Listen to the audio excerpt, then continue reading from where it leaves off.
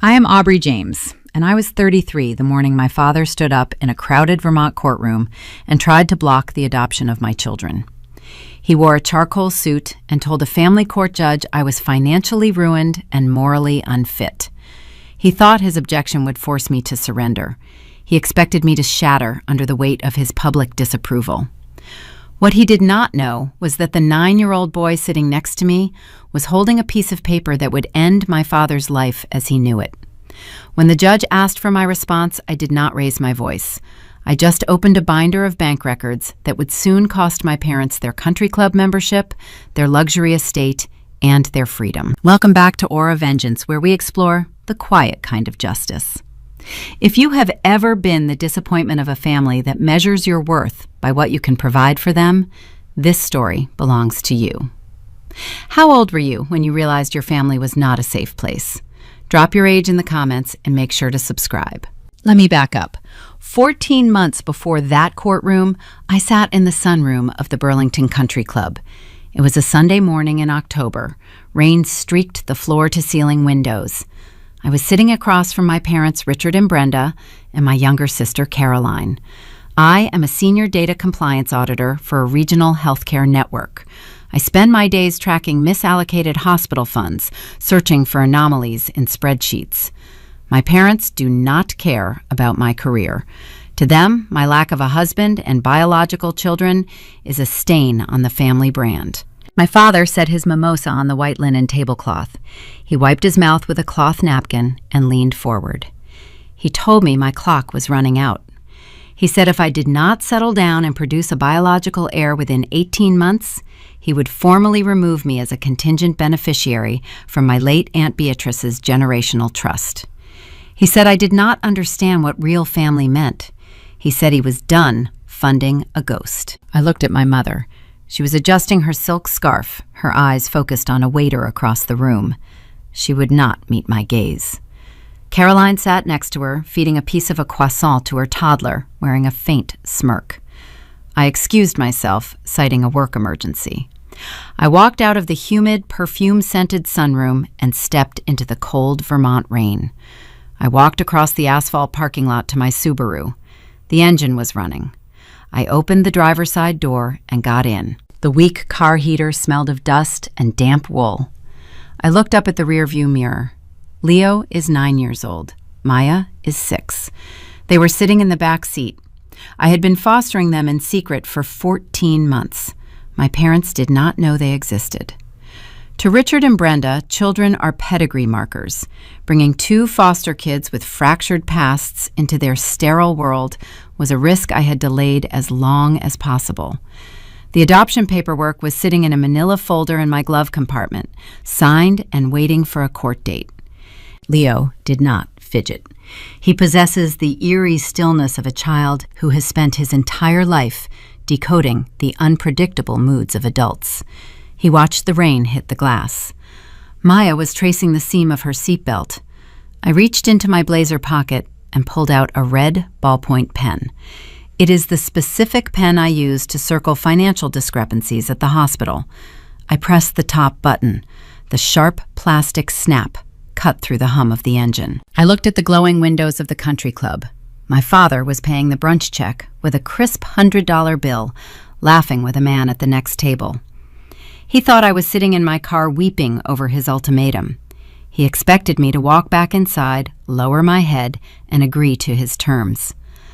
I slipped the red pen back into my pocket. I turned around in my seat and looked at Leo. His dark eyes met mine, steady and cautious. "Time to meet your grandparents," I said. Leo unbuckled his seatbelt. He did not ask if they would like him. He opened his door and stepped into the rain, bracing for the cold. The heavy oak doors of the Burlington Country Club require 2 hands to push open. I pull them wide, ushering Leo and Maya out of the freezing rain and into the vaulted lobby. The air inside is thick with the scent of roasted coffee, expensive floral arrangements, and cedar wood polish. It is a curated, climate-controlled environment designed to keep the uncomfortable realities of the world outside. Leo wipes his wet sneakers on the monogrammed entry mat. His cheap windbreaker drips onto the polished hardwood. Maya clutches her stuffed rabbit, burying her face into its frayed ears. They look small and out of place, a stark contrast to the cashmere coats and leather handbags checking in at the coat room. I take Maya by the hand and place my other hand lightly on Leo's shoulder. We walk down the hallway toward the sunroom. The muted sounds of a jazz trio drift through the archway, mingling with the low hum of privileged conversations and the clinking of silver cutlery against fine china. I navigate us through the maze of white tablecloths. Waiters in pressed waistcoats step aside, their eyes darting to the damp children at my side, before quickly looking away. I spot my family at their corner table. Richard is gesturing with his empty champagne flute, telling a story to Carolyn. Brenda is examining her manicure, a look of serene boredom resting on her features. Carolyn is wiping a crumb from her toddler's chin with a linen napkin. They are a portrait of generational wealth, secure in their bubble of status and expectation. I stop at the edge of their table. The waiter who had been approaching to clear their plates takes one look at my face, pivots on his heel, and disappears toward the kitchen. Mom, Dad. They look up, expecting an apology. They expect me to take my seat, fold my hands, and concede to their timeline. Instead, they see two dripping, shivering children standing by my side. This is Leo and Maya, I say, keeping my voice level and clear. My children. The silence that descends upon our table does not feel empty. It feels dense, heavy, and suffocating. It is the specific, weaponized quiet my family has cultivated for decades, designed to punish anyone who steps out of line. Brenda stops breathing. Her gaze snaps away from me and locks onto Caroline. She refuses to tilt her chin downward. She will not acknowledge the physical existence of the children standing less than 3 feet from her expensive leather boots. Caroline's reaction is instinctive. She reaches across her chair and pulls her toddler into her lap, wrapping her arms around him as if Leo and Maya are carrying a highly contagious disease. She looks at me with wide, scandalized eyes, her mouth pressed into a tight line of sheer disgust. Richard does not look at the children either. His focus remains entirely on me. The color drains from his face, leaving his skin a pale ashen gray. His jaw tightens, the muscles flexing under his collar. He sets his champagne flute down with slow, terrifying precision. He places his palms flat on the white tablecloth and pushes himself up from his chair. He does not shout. Men like my father never raise their voices in public. They use their tone like a scalpel. You are not turning this family legacy into your personal charity project, he whispers. The words are sharp, clipped, and meant to draw blood. Take them back to wherever you found them. He turns his back to me. He does not grab his coat. He just walks away, his dress shoes making sharp, hollow sounds against the hardwood floor. Brenda stands up immediately. She keeps her eyes fixed on the exit, marching after her husband without a single backward glance. Caroline hoists her toddler onto her hip, grabs her designer purse, and hurries to follow them. Within 10 seconds, the table is empty. Half-finished mimosas, crumpled napkins, and an untouched basket of pastries remain as the only evidence they were ever there. I stand in the center of the dining room. I do not cry. I do not tremble. Years of analyzing fraudulent hospital spreadsheets have taught me how to detach from chaos and focus only on the data. The data in this room is clear. My family has drawn their boundary. They have evaluated my children and deemed them worthless. I absorbed the sting of their cruelty, filing it away, locking it down, turning it into fuel. A small cold hand slips into mine. I look down. Leo is not crying. He is a boy who spent the first 8 years of his life navigating a broken foster system, moving from house to house, reading the dangerous temperatures of adult rooms. He recognizes rejection. He knows what a slammed door looks like, even when it happens in a quiet dining room. He grips my fingers, his knuckles pale. Are we the wrong kind of kids, he asks. His voice is perfectly flat, devoid of self-pity. It is a genuine, calculated question from a child trying to understand the rules of a new, hostile environment. The question breaks my heart, but I do not let it show on my face. I cannot offer him pity. Pity does not keep you safe. I crouch down on the expensive carpet, bringing myself to eye level with him. I look directly into his dark, observant eyes. "No, honey," I say softly. "They are the wrong kind of adults." I stand up, keeping his hand in mine. I offer my other hand to Maya, who takes it without hesitation. We turn around and walk out of the country club. I keep my spine straight, my chin lifted, guiding them past the staring patrons and the whispering waitstaff. We step back into the cold rain, leaving the heavy oak doors to swing shut behind us. The rest of the day passes in a quiet domestic rhythm. We drive back to my house, a modest colonial wrapped in tall pine trees. We leave our wet jackets by the front door. I make a large pot of macaroni and cheese from a blue cardboard box because tonight requires comfort, not culinary excellence. We sit at the kitchen island, eating in comfortable silence. Later, I run a warm bath for Maya. I read 2 chapters of a fantasy novel to Leo while he rests in his bed. I tuck the blankets around them, turn on their nightlights, and leave their doors open, just a crack. I walk downstairs to the kitchen. The house is silent, safe, and warm. I pour myself a glass of water and stand by the dark window, watching the rain wash over the driveway. My cell phone vibrates on the granite counter. The screen illuminates the dark room. It is a single text message from Richard. I do not hesitate. I swipe the screen and open the message. "Do not contact us until you are serious about your future." I read the sentence 3 times. It is a threat wrapped in parental disappointment. A lesser daughter would reply with an apology or perhaps an angry paragraph demanding respect. But I am not a standard daughter. I am a senior data compliance auditor. I read the subtext. Richard does not care about my emotional future. He cares about my financial obedience. He uses money as a leash, and he believes he holds the only key to my security. I set the phone face down on the counter. I open my briefcase and pull out my red pen.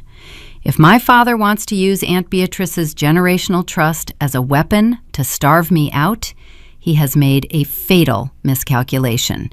He has forgotten that in order to wield a financial weapon, your own ledgers must be perfectly clean.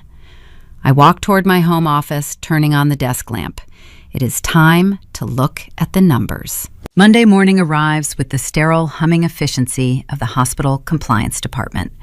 I sit at my desk on the 4th floor, surrounded by dual monitors, stackable filing trays, and the low chatter of my colleagues analyzing healthcare billing codes. The air smells of ozone and stale break room coffee. I stare at a sprawling spreadsheet detailing $1 million discrepancy in the surgical ward budget, but my focus is fractured. My cell phone sits face down on the edge of the desk, a silent reminder of the text message my father sent the night before. He intends to cut me off from Aunt Beatrice's generational trust if I do not abandon my children. He thinks the threat of losing access to wealth will force me into submission. I reach into my blazer pocket and pull out my red ballpoint pen. I press the top button. The sharp plastic click echoes in my quiet cubicle. I click it again. The sound acts as a tether, pulling my mind away from the sting of the country club and dropping me straight into a memory from 21 years ago. I am 12 years old, sitting in the heavy mahogany library of Aunt Beatrice's house in Woodstock. The room smells of dry lavender beeswax, wood polish, and old paper.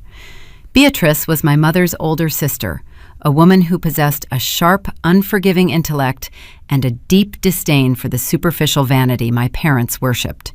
She wore tailored wool slacks and kept her gray hair pulled back in a severe clasp. She did not coddle me. Instead, she treated me like an adult, capable of understanding how the world actually functioned. On that specific afternoon, she placed a thick leather ledger on the desk between us. She handed me a silver fountain pen and a stack of bank statements. She spent 3 hours teaching me how to reconcile accounts, matching every outbound check to a corresponding receipt. When I made an error, she did not raise her voice. She simply tapped the page and told me to run the numbers again. "Family will lie to you, Aubrey," she said, her voice dry and steady as she watched me correct a math error. People will tell you stories to make themselves look better. They will manipulate you with guilt, with obligation, and with their version of history. But the math never lies. Numbers do not have egos. If you want to know the truth about a person, you do not listen to what they say. You follow the math. The memory fades, leaving me staring at my dual monitors in the hospital auditing department. Beatrice died 6 years ago. She left behind a substantial generational trust designed explicitly for the education and shelter of her direct descendants. Because she trusted his background in corporate management, she named my father, Richard, as the sole trustee. For 6 years, I have never asked for a single dime. I value my financial independence, and I knew asking Richard for money would give him leverage over my choices. I preferred to pretend the trust did not exist. But Richard's text message changed the parameters of our relationship. He weaponized Beatrice's money. By threatening to cut me out, he inadvertently reminded me that I possess legal standing. I opened a new secure tab on my computer. I remember a piece of mail that arrived at my house 14 months ago. It was a tax document misdelivered by the Postal Service bearing the seal of Granite State Savings. It was a Schedule K-1 form, a tax document issued to beneficiaries of a trust. I had filed it away in my fireproof home safe and forgotten about it. But I remember the critical designation printed beneath my name. I am listed as a contingent beneficiary. Under state probate law, a contingent beneficiary retains the right to demand basic fiduciary transparency. I pick up my desk phone and dial the commercial compliance tier for Granite State Savings. When a representative answers, I do not speak like a grieving daughter. I speak like a senior data compliance auditor. I provide my legal name, my social security number, and the federal tax identification number printed on that old K-1 form. I cite the specific regulatory codes regarding fiduciary disclosure. I inform the representative that I require a high-level summary ledger of the Beatrice James Generational Trust for the past 24 months to ensure my contingent status is properly maintained for an upcoming tax audit. The representative tries to stall mentioning trustee authorization. I gently remind him that withholding summary ledgers from a verified contingent beneficiary violates banking compliance regulations and could trigger a formal inquiry from the State Financial Oversight Board. 10 minutes later, an encrypted PDF file arrives in my secure email inbox. I download the document. I export the raw data into a fresh spreadsheet, applying my own custom filters. I silence my phone, shut my office door, and put on my noise-canceling headphones. The hunt begins. It takes me exactly 47 minutes to find the anomaly. When you audit millions of dollars in medical supplies, you learn to spot the rhythm of human behavior hidden inside spreadsheets. Thieves are rarely creative. They are creatures of habit. They find a loophole that works, and they hit it repeatedly until they are caught. I filter the trust ledger by recurring outbound transfers. Most of the data aligns with standard trust management. There are quarterly tax payments, legal retainer fees, and modest administrative costs. But staring back at me from column E is a repetitive, glaring red flag. Bi-monthly withdrawals, $4,500 each, $9,000 a month siphoned out of the trust account and deposited into a secondary unlisted checking account. I trace my finger across the screen to the memo line attached to every single one of those transfers. The text is brief and bureaucratic. Property maintenance, Stowe cabin. I stop breathing for a fraction of a second. I lean back in my ergonomic desk chair, letting the quiet hum of the office wash over me. Aunt Beatrice owned a beautiful rustic cabin in the ski town of Stowe. We spent summers there when I was a child. It required constant upkeep, expensive roof repairs, and winterizing. The memo line is a perfect logical excuse for a recurring withdrawal.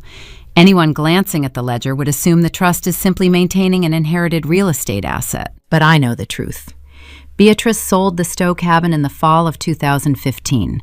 The property does not belong to the family anymore. It has not belonged to us for 9 years. There is no roof to repair. There is no driveway to plow. My father is draining $9,000 a month for a phantom property. He is falsifying the trust ledgers to cover his tracks.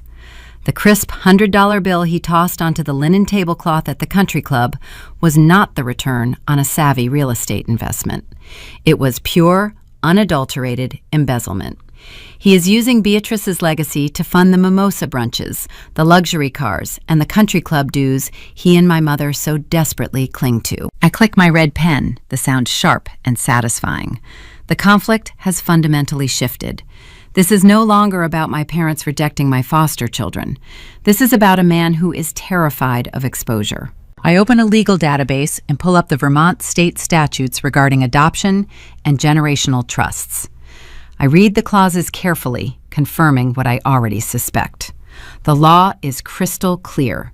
The moment a judge strikes the gavel and finalizes the adoption, Leo and Maya legally become my children. By extension, they instantly become direct descendants of my bloodline. That status grants them immediate, protected standing under the terms of Beatrice's trust. When a new direct descendant is legally recognized, the state automatically triggers a mandatory, comprehensive forensic audit of the trust to ensure the new beneficiaries are receiving their rightful protections. Richard is not trying to stop me from adopting Leo and Maya because he cares about the purity of the family bloodline. He is trying to stop the adoption because the moment those children become legally mine, the state will open his books. The state will see the phantom maintenance fees. The state will see the missing hundreds of thousands of dollars. My father is fighting to keep those children out of his family because their presence will send him to federal prison. I save the spreadsheet to an encrypted flash drive. I slide the drive into my pocket, feeling the cool metal against my palm. I hold the power to destroy their entire facade. I just need to keep them in the dark until the adoption is finalized.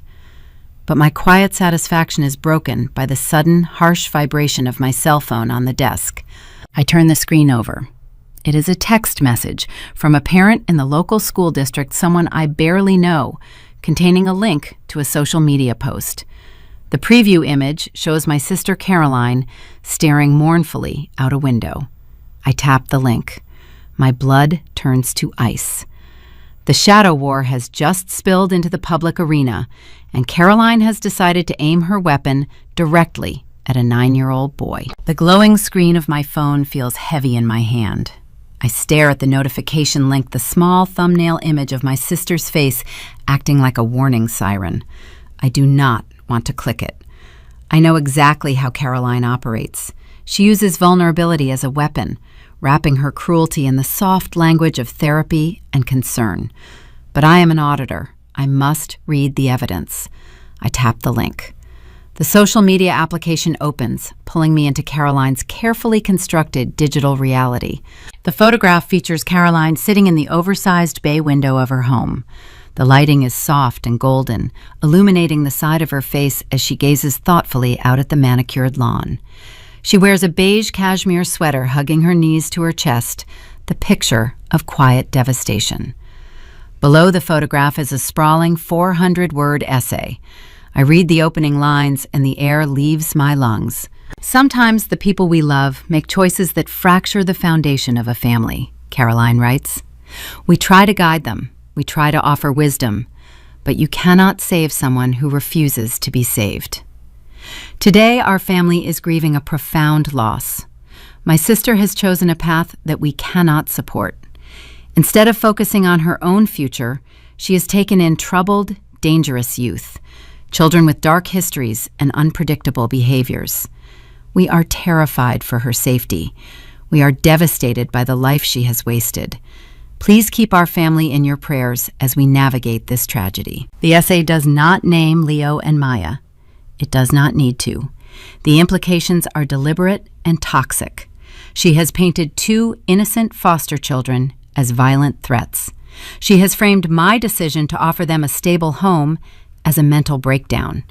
She has turned my family's bigotry into a martyrdom tour for internet sympathy. I look at the engagement metrics beneath the post. 600 people have already liked the photograph.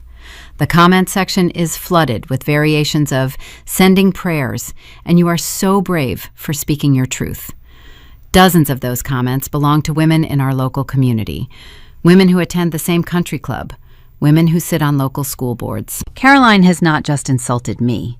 She has launched a preemptive strike to destroy my reputation before I can finalize the adoption. She wants the community to view my children as hazards. A cold, methodical anger settles over me. It is not the hot, blinding rage that makes people yell or throw things. It is the freezing, calculated anger of a professional who has just spotted a critical vulnerability in an opponent's defense. I glance at the clock on my computer monitor. It is 3:45 in the afternoon. School dismissal was 15 minutes ago. Leo usually walks to the library to wait for me to finish my shift. My desk phone rings. It is the administrative assistant from Leo's elementary school. Her tone is hesitant, laced with an uncomfortable pity. "Aubrey," she says, "I think you should come pick Leo up. There was an incident on the playground. A parent showed him something on her phone. He's waiting in the main office." I do not ask what the parent showed him. I already know. The digital poison has leaked into the physical world. I grab my keys, leave my office without speaking to my manager, and drive the 12 minutes to the elementary school. I walk into the main office. The administrative assistant offers me a sympathetic smile, but I ignore her. I look for Leo. He is not sitting in the orange plastic chairs designated for waiting students. I walk out the double doors and scan the school grounds. I find him, sitting on the bottom step of the concrete porch, hidden slightly by a large brick pillar. His backpack sits on the ground beside him. He is holding a large, dry oak leaf. He is methodically ripping the leaf into microscopic, jagged pieces. He drops the tiny fragments onto the concrete between his sneakers. He does not look up when my shadow falls over him. I sit down on the cold step next to him. I do not touch him. When a child with a trauma background is processing an emotional hit, physical touch can sometimes feel like an invasion. I simply exist in the space beside him, waiting for him to decide when to speak. We sit in silence for 3 minutes. The wind rattles the empty branches of the oak tree above us. "Does Aunt Caroline think I am dangerous?" he asks. His voice does not shake. He asks the question with the same flat, observational tone he uses to ask about math problems. It is the voice of a child who is trying to update his internal survival parameters.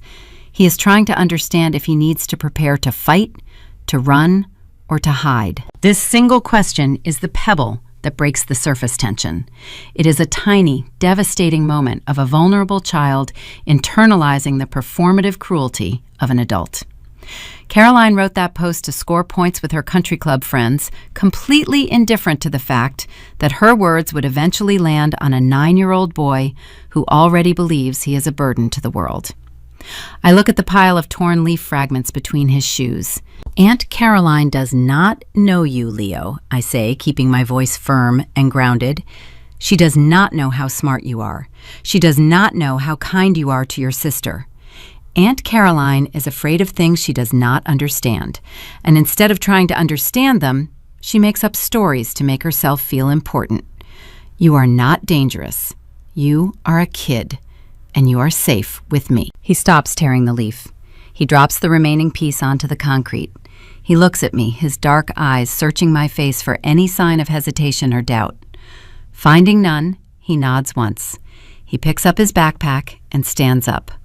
"Let us go home," he says. I drive him home. Maya is already sitting at the kitchen island, drawing a picture of a house with a green roof. I get them a snack, set them up with their homework, and retreat to my home office. I close the door. I pull up the screenshot of Caroline's post on my phone. Most people in my position would call their sister. They would scream into the receiver demanding she take the post down. They would beg for basic human decency. They would try to explain the damage she is causing. I will not scream. Screaming implies that Caroline holds power over my emotions.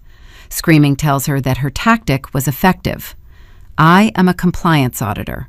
I do not beg. I document. I open a specialized software program on my laptop designed to capture and archive web pages. I paste the link to Caroline's post. The software takes a permanent, high-resolution snapshot of the photograph, the essay, the likes, and every single comment. More importantly, it captures the hidden metadata, the digital timestamp, proving exactly when she published the defamation. I saved the file to the same encrypted flash drive holding Richard's fraudulent trust ledgers. The evidence file is growing. I pick up my phone and open a new text message. I type Caroline's name into the recipient bar. I do not ask her how her day was. I do not tell her she is a monster. I write a single clinical sentence stripped of all emotion. Please retain all social media posts and accompanying comments for future legal discovery. I press send. I place the phone face up on my desk and watch the screen. I count the seconds. 1, 2, 3. I imagine Caroline sitting in her bay window sipping herbal tea, basking in the glow of her digital martyrdom. I imagine her phone buzzing on the table. I imagine her reading the sentence. I imagine the cold spike of panic hitting her stomach. Legal discovery is not a phrase you use in a sibling squabble. It is a phrase you use when you are preparing to dismantle someone in a courtroom. At exactly 3 minutes and 40 seconds, I refresh my web browser. The link to the Instagram post returns a gray error screen. The photograph is gone. The essay is gone. The comments are gone. Caroline has panicked and deleted the entire post, desperately trying to erase her digital footprint. She does not realize that her deletion is irrelevant. I already have the archived copy. By deleting it immediately, she has only proven her awareness of guilt. I pick up my red pen and click the button. The psychological boundary has been permanently breached. My family is no longer content with passive-aggressive brunch ultimatums. They are actively trying to sabotage the adoption by turning the community against my children. They are fighting a dirty, emotional war. But I am fighting a war of documentation. I turn back to my computer screen to review the remaining steps for my court filing. But my concentration is broken by a sound that makes the hair on the back of my neck stand up. The front doorbell rings. It is 7 o'clock in the evening. I am not expecting a package. I am not expecting a neighbor. I walk to the front door, glancing through the peephole. Standing on my porch, under the harsh yellow glow of the security light, is a woman I have never seen before. She is holding a thick clipboard and wearing a lanyard bearing the state seal of Vermont. The shadow war has just escalated beyond social media rumors. My family has summoned the government. I open the front door. The cold evening air pushes past the threshold, bringing with it the sharp scent of damp pine needles. The woman standing under the harsh yellow glare of my porch light is wearing a beige trench coat. Around her neck hangs a blue lanyard displaying a photo identification card and the official seal of the state of Vermont. "My name is Miss Higgins," she says. Her tone is practice neutral and designed to de-escalate confrontation before it begins. "I am an investigator with the Department for Children and Families. We received an emergency report regarding this address. May I come inside?" The air in my lungs turns to frost. I am a data compliance auditor. I know how state agencies function. They do not dispatch investigators at 7 o'clock on a weeknight for minor complaints. They deploy after hours when the hotline receives a designated high-priority alert. I do not raise my voice. I do not demand to know who called her. I step back and pull the door wide open, inviting her into the foyer. "What is the nature of the report?" I ask. Ms. Higgins steps onto the entryway rug. She holds a metal clipboard tightly against her chest. The caller stated that the children in this home are frequently left unattended for long hours. The report also alleged severe unsanitary conditions and claimed that the primary caregiver is struggling with severe alcohol abuse. The words hang in the quiet space of my hallway, toxic and heavy. Alcoholic, unattended, filthy. These are not random insults. They are calculated, specific legal trigger words designed to mandate an immediate removal of foster children from a placement home. I look past the investigator down the short hallway into the kitchen. Leo is sitting on a stool at the granite island, a pencil gripped in his hand, working on a sheet of long division.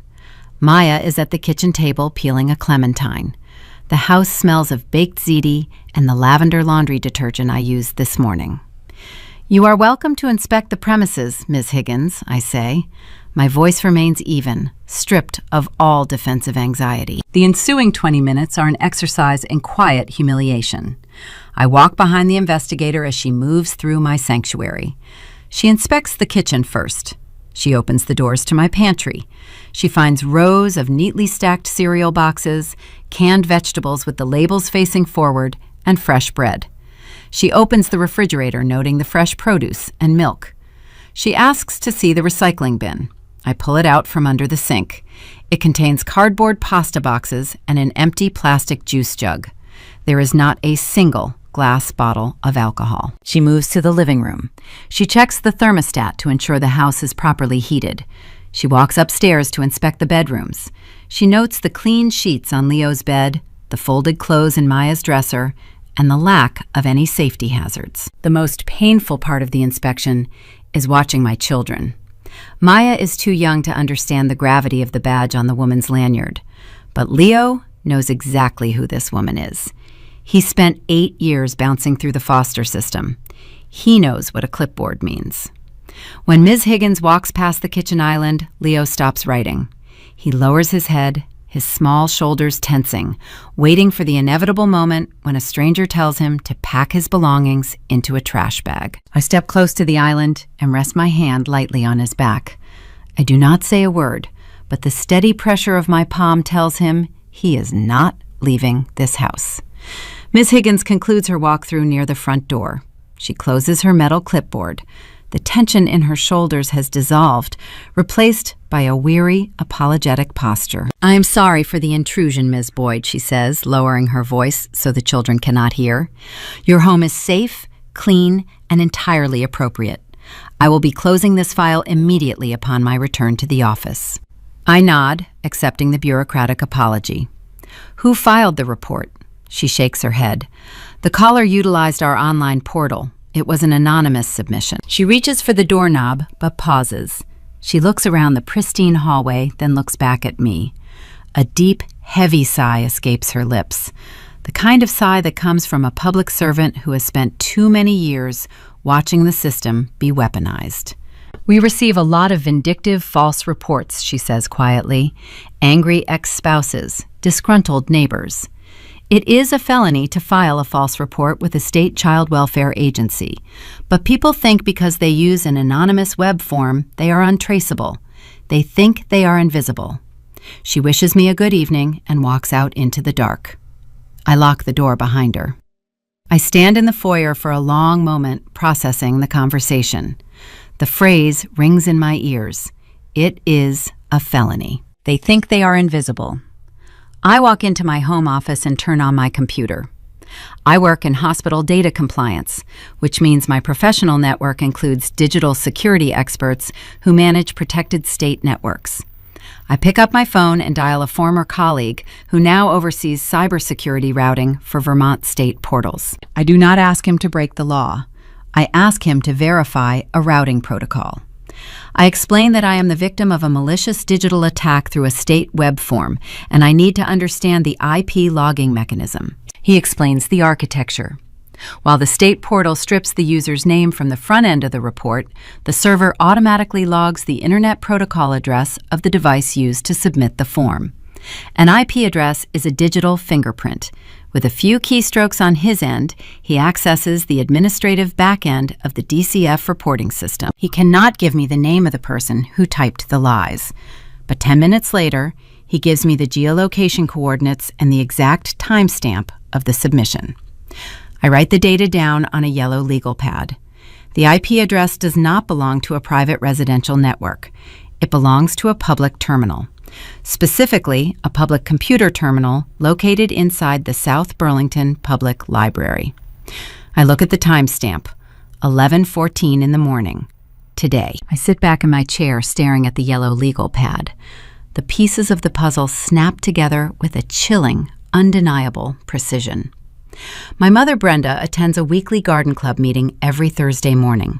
The club meets at the Botanical Center in South Burlington. The meeting begins at 10 and concludes at 11.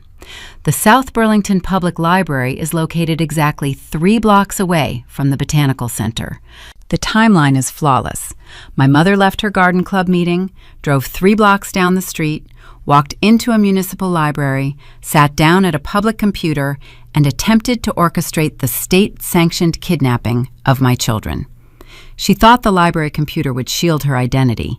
She thought she was being clever. She did not realize that the metadata logs every digital heartbeat. Caroline used Instagram to try and ruin my social standing, but Brenda used the state government to try and rip my family apart. She was willing to commit a felony, willing to traumatize a 9-year-old boy and a 6-year-old girl just to halt the adoption. She is desperate to prevent Leo and Maya from becoming legal heirs. She is desperate to stop the automatic forensic audit that will expose my father's embezzlement. They are no longer just protecting their wealth, they are fighting for their survival, and they do not care who they destroy in the process. I rip the page off the legal pad, fold it, and place it inside the fireproof safe next to the archived screenshots of Caroline's deleted essay. The second binder of evidence is forming.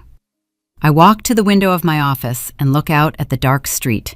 Rain has begun to fall again, slicking the asphalt under the streetlights. If my mother is handling the digital warfare, I must figure out what my father is doing. Richard is not a man who delegates his most important tasks. He prefers to manage his assets personally. He prefers to have eyes on his investments. A glint of light catches my attention. Parked 3 houses down the street, sitting in the shadows between 2 streetlights, is a dark sedan. The engine is off, but the faint blue glow of a digital dashboard illuminates the silhouette of a driver sitting behind the wheel. The shadow war has just turned physical. Saturday evening descends upon Vermont with a bitter, biting chill. The Burlington Grand Hotel sits on a bluff overlooking the dark waters of Lake Champlain. Its towering windows spill golden light onto the frost-covered lawns. Valets in dark wool coats sprint back and forth across the circular driveway, opening the doors of imported luxury sedans. This is the epicenter of local high society. It is the annual hospital charity gala, an event my parents have used for a decade to cement their status among the regional elite. I sit in the driver's seat of my Subaru watching the parade of wealth from a parking spot near the back of the lot. To trap a predator, you cannot challenge him to a frontal assault. You must present yourself as wounded prey. You must offer him a victory so seamless and flattering that his ego overrides his caution. I check my reflection in the rearview mirror. I have spent the last hour meticulously dismantling my professional armor. I am not wearing my tailored work suits or my standard pearls.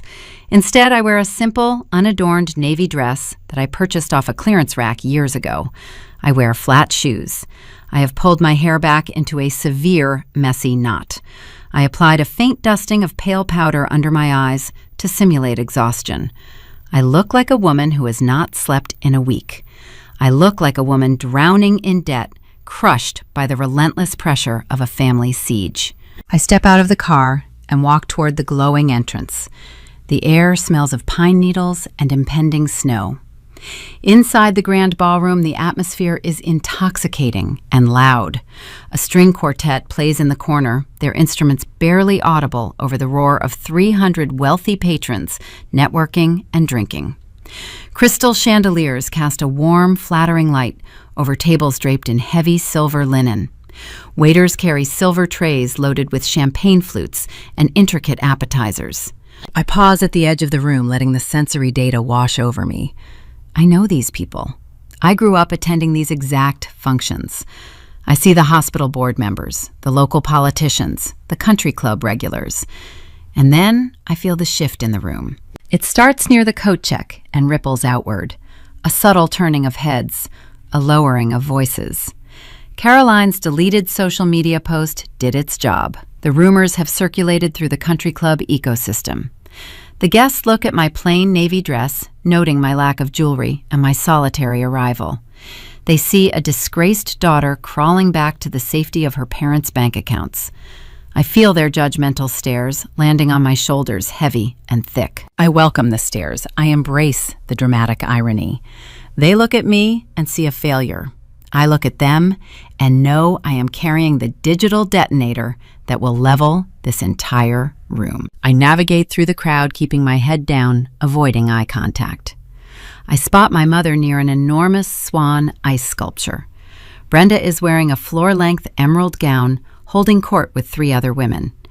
She glances over her friend's shoulder and sees me. Her eyes immediately drop to my sides, checking for the children. Seeing that I am alone, a tight, victorious smile spreads across her face. She turns back to her conversation, satisfied. She does not approach me. She wants me to wander the room in isolation, feeling the full weight of my exile. I do not care about Brenda tonight. I need to find the architect of the trust. I scan the perimeter of the ballroom and locate my father. Richard is standing near the silent auction tables, examining a bid sheet for a private vineyard tour in Napa Valley. He wears a custom-tailored tuxedo, a heavy gold watch gleaming on his wrist. He holds a crystal tumbler of scotch, swirling the amber liquid with the relaxed confidence of a man who believes he controls the universe. I walk toward him. With every step, I force my posture to collapse. I let my shoulders slump forward. I make my breathing shallow and erratic. "Dad," I say softly. Richard turns around. He takes one look at my pale face, my unadorned dress, and my defeated posture. The tension in his jaw immediately vanishes. His eyes sweep over the empty space beside me, confirming Leo and Maya are nowhere to be found. "Aubrey," he says. His voice is smooth, coated in a thick layer of condescension. "I see you finally decided to rejoin reality. We were beginning to wonder how much longer you were going to drag out this little rebellion." I keep my eyes focused on the knot of his silk bow tie. I cannot look directly into his eyes, or he might see the cold, calculating auditor staring back at him. "I need your help," I whisper, letting my voice crack slightly. Richard takes a slow sip of his scotch. He relishes the moment. He has waited months to hear those words. "What kind of help?" he asks.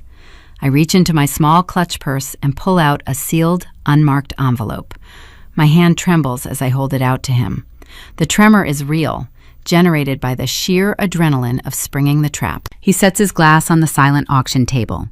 He takes the envelope from my hand, slides his manicured finger under the flap, and pulls out the single sheet of paper I printed in my home office. This is the red herring. Inside the envelope is not the damning trust ledger. It is not the IP address of the false government report. It is not a copy of his bribe check. It is a fabricated, desperate plea for financial rescue. The letter details a fictional crisis. It states that the lawyer fees for the adoption are burying me in debt. It claims the recent visit from the state investigator terrified me, making me realize I am unfit to raise troubled children. It says the $25,000 check he gave Leo was not enough to cover my impending bankruptcy, and that I am reconsidering the adoption entirely. It ends with a plea for him to pay my legal debts so I can return the children to the state agency and start over. I watch his face as he reads the words. The physical transformation is profound. Richard's chest actually expands, straining the fabric of his tuxedo shirt. The subtle lines of anxiety around his eyes melt away. He is reading a document that confirms his supreme authority. The letter tells him he is right that he is powerful, and that his financial leverage worked exactly as designed. He folds the paper carefully and slips it into the inner pocket of his tuxedo jacket. He steps closer to me. He raises his hand and pats me on the shoulder.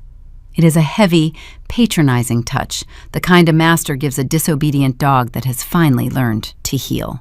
"I knew you would figure out where you belong, Aubrey," he says, his tone dripping with benevolent superiority. "You are a James. You were never meant to raise other people's mistakes. Go home. Get some sleep. I will attend the hearing on Tuesday morning and handle the legal mess with the judge. Just stand aside and let me do the talking. I will make sure those kids are sent back to the state, and then we will discuss getting your finances in order." "Thank you, Dad," I murmur. I turn around and walk away from the silent auction tables. I keep my head bowed until I reach the heavy brass doors of the ballroom exit. The moment I cross the threshold into the quiet, carpeted hallway of the hotel lobby, my posture corrects itself. My spine straightens. I lift my chin. The manufactured exhaustion evaporates from my face. I walk out into the freezing Vermont night. The valet brings my car. I sit in the driver's seat, turn on the heater, and grip the steering wheel. A long, deep exhale escapes my lungs. The trap is locked. By feeding his ego, I have neutralized his caution. If I had threatened him, he would have called his lawyers, stalled the court date, and hidden his assets. By playing weak, I have guaranteed his presence at the courthouse. He will march into that family court on Tuesday morning believing he is there to rescue his daughter and claim his final victory. He will walk directly into the center of the kill zone, eager to deliver the crushing blow himself. I drive back to my house. The pine trees sway in the wind. The porch light is on, casting a warm glow over the driveway. I walk inside. The babysitter is reading a magazine on the couch. I pay her, thank her, and lock the front door. I walk upstairs to check on my children. Maya is curled into a tight ball, her breathing slow and rhythmic. Leo is sprawled across his mattress, one arm draped over the side of the bed. They are safe. They are oblivious to the invisible war raging around them. I walk into my home office and sit at the desk. I pull the 3 identical 3-ring binders from the bottom drawer. I lay them flat on the mahogany wood. The time for hiding is over. The time for silence has passed. My phone vibrates on the desk. The screen lights up with a text message from Caroline. "Dad is furious about your loan request," she writes. "He is bringing his lawyer to court to prove your financial instability, so the judge will deny the adoption. Drop this, Aubrey. Stop embarrassing us." I read the message. A genuine smile crosses my face. Caroline is trying to intimidate me, completely unaware that she is just confirming my strategy worked flawlessly. Richard is bringing his lawyer. He is bringing an audience to his own execution. I do not reply. I turn off the phone, pick up my red auditor pen, and open the first binder to review the evidence one last time. Monday evening arrives with a heavy, frozen stillness. The street outside my window is dark, coated in a fresh layer of Vermont frost. Inside my dining room, the overhead chandelier casts a bright, clinical light across the mahogany table. Spread across the polished wood are the physical components of my family's destruction. I sit in the center of the table. In front of me rest 3 identical, heavy, black 3-ring binders. I bought them this afternoon at a local office supply store. They smell of cheap vinyl and fresh cardboard. I reach for my red ballpoint pen, clicking the top button. The sound cuts through the quiet house, a rhythmic metronome, keeping my focus sharp. I open the first binder. This is the foundation of the trap. I slide a thick stack of printed emails and digital routing logs into clear plastic sleeves. Here lies the documentation of the anonymous state welfare report. I highlight the specific IP address traced to the South Burlington Public Library. Next to it, I place a printed schedule of the local botanical garden club, circling my mother's weekly Thursday morning meeting time. The geography and the timestamps align with surgical precision. Brenda tried to use the government to steal my children. Tomorrow, a judge will look at these pages and see a felony. I close the first binder and open the second. This volume contains the financial autopsy. I insert the encrypted K-1 tax form, followed by 40 pages of high-level summary ledgers from Granite State Savings. Using my red pen, I circle every bi-monthly withdrawal of $4,500. I draw a sharp crimson line connecting those withdrawals to the memo designation for the Stowe property maintenance. At the very back of this binder, I insert a copy of the county property deed, proving Aunt Beatrice's cabin was sold 9 years ago. Richard has siphoned hundreds of thousands of dollars into a phantom account. This binder is his one-way ticket to a federal indictment. I close the second binder. I pull the third binder toward me. This is the kill shot. I reach into my fireproof safe and retrieve the sealed plastic evidence bag containing the $25,000 cashier check and Richard's handwritten note. I lock it into the metal rings. He thought he could buy a 9-year-old boy. He thought his stolen wealth could erase my family. My cell phone vibrates on the edge of the table, pulling my attention away from the documents. The screen illuminates, displaying a barrage of new messages from Caroline. Dad met with his attorney this afternoon, she writes. They are drafting a formal objection for the hearing tomorrow. He is going to present your loan request to the judge as proof of your financial ruin. You are going to lose those kids, Aubrey. Save yourself the public humiliation and withdraw the petition. I read the text, letting the glowing screen dim until it goes dark. Caroline is operating under the assumption that I am terrified. She thinks her updates are wearing down my resolve. She does not understand that she is merely confirming my strategy. By handing Richard that fabricated plea for help at the charity gala, I guaranteed his attendance. He is walking into family court with a lawyer armed with a fake letter, eager to expose my financial instability. He has no idea I am sitting at my dining room table, armed with the forensic proof of his embezzlement. I stack the 3 binders on top of each other. The trap is built, baited, and set. I turn off the dining room chandelier and walk upstairs. The floorboards creak slightly beneath my feet. I check on Maya first.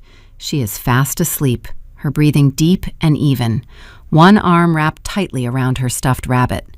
I pull the blanket up to her chin and step back into the hallway.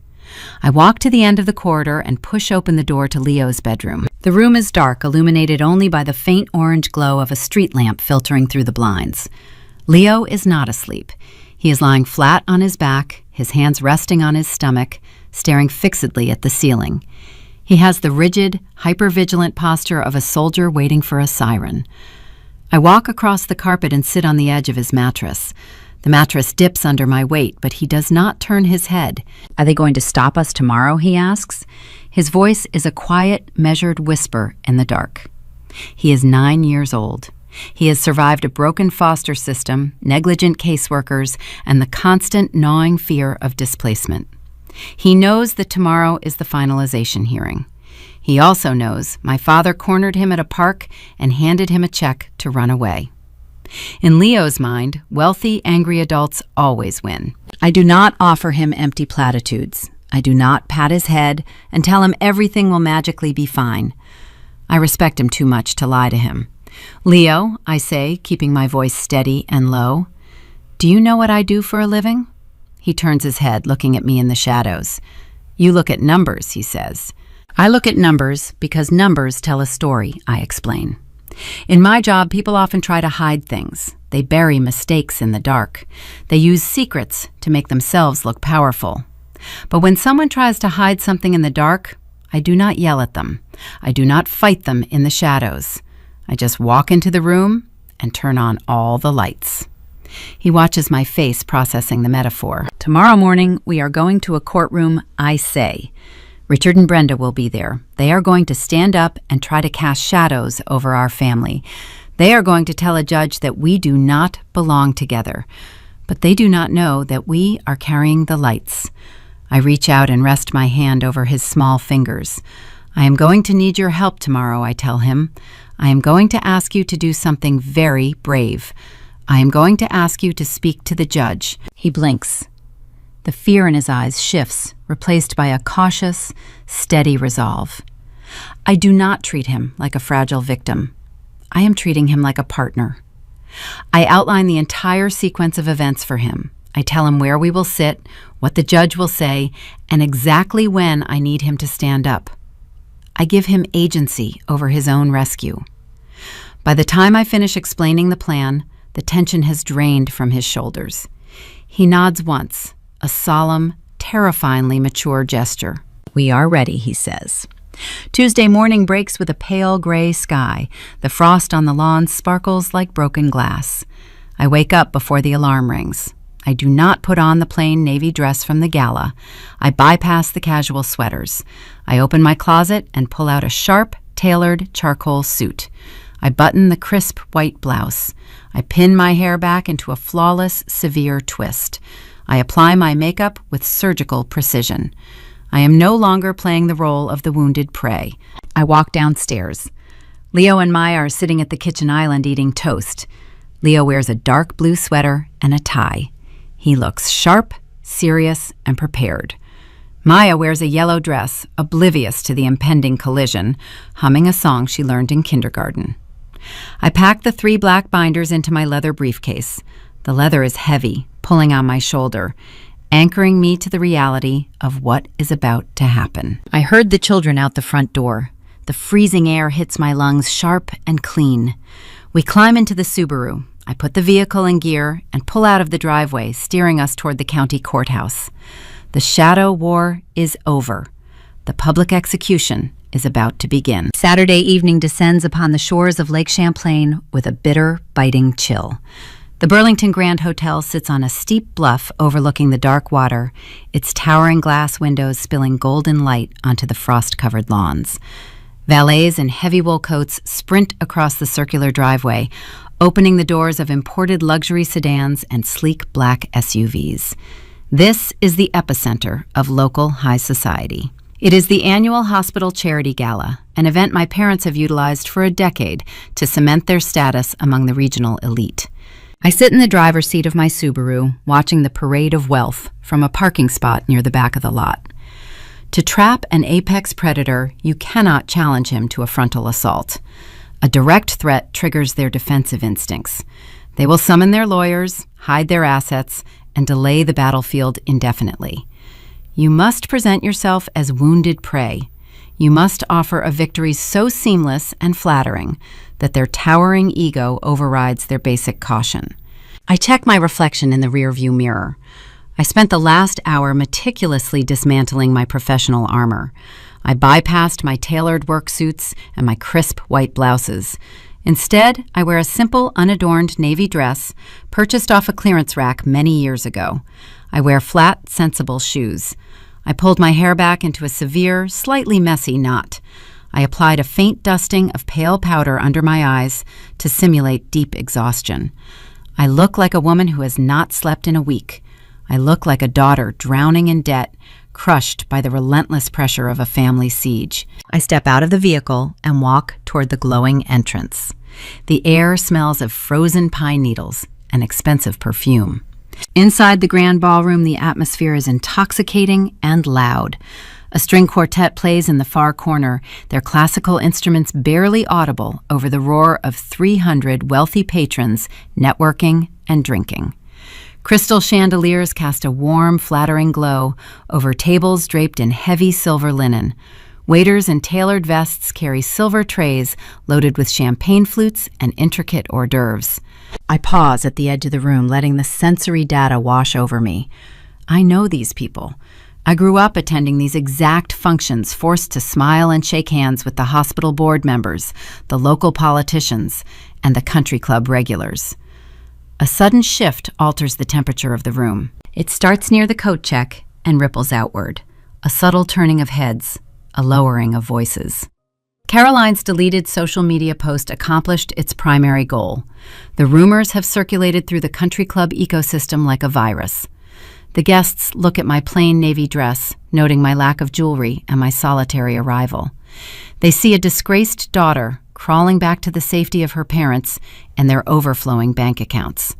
I feel their judgmental stares landing on my shoulders, heavy and thick. I welcome the stares. I embrace the dramatic irony pulsing through the ballroom. They look at me and see a failure. I look at them and know I am carrying a digital detonator that will level this entire room. I navigate through the crowd, keeping my head bowed, actively avoiding eye contact. I spot my mother near an enormous ice sculpture of a swan. Brenda wears a floor-length emerald gown, holding court with 3 other women. She glances over her friend's shoulder and sees me. Her eyes immediately drop to my sides, checking for the children. Seeing that I am alone, a tight, victorious smile spreads across her face. She turns back to her conversation, deeply satisfied. She does not approach me. She wants me to wander the room in isolation, feeling the full, crushing weight of my exile. I do not care about Brenda tonight. I need to find the architect of the trust.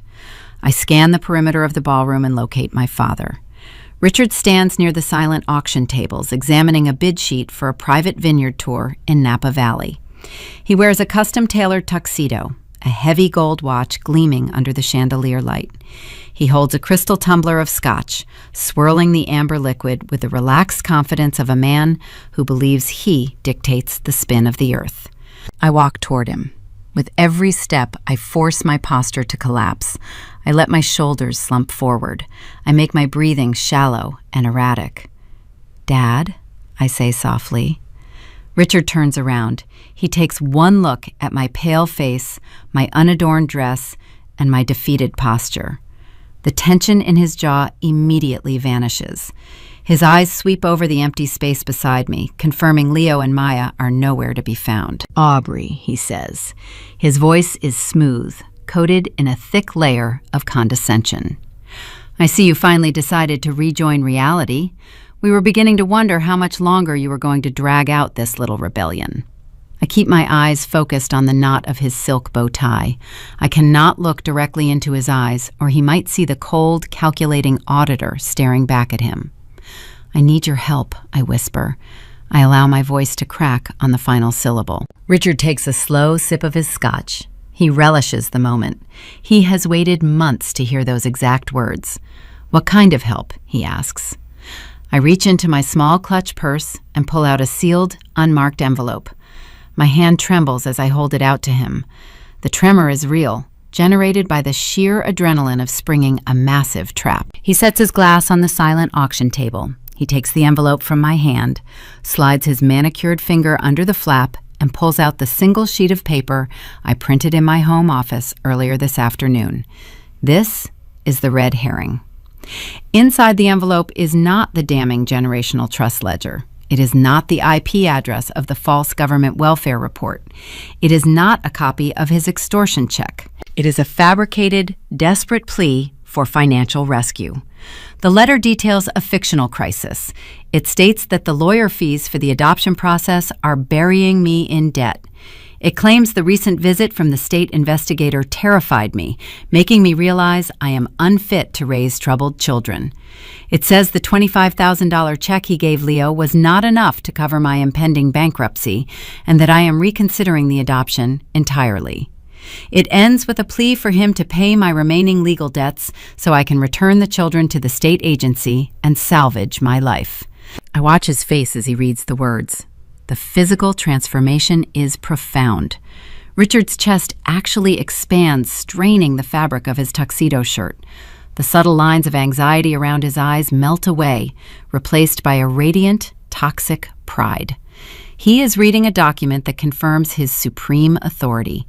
The letter tells him he is right that he is powerful and that his financial leverage worked exactly as designed. He folds the paper carefully and slips it into the inner pocket of his tuxedo jacket. He steps closer to me.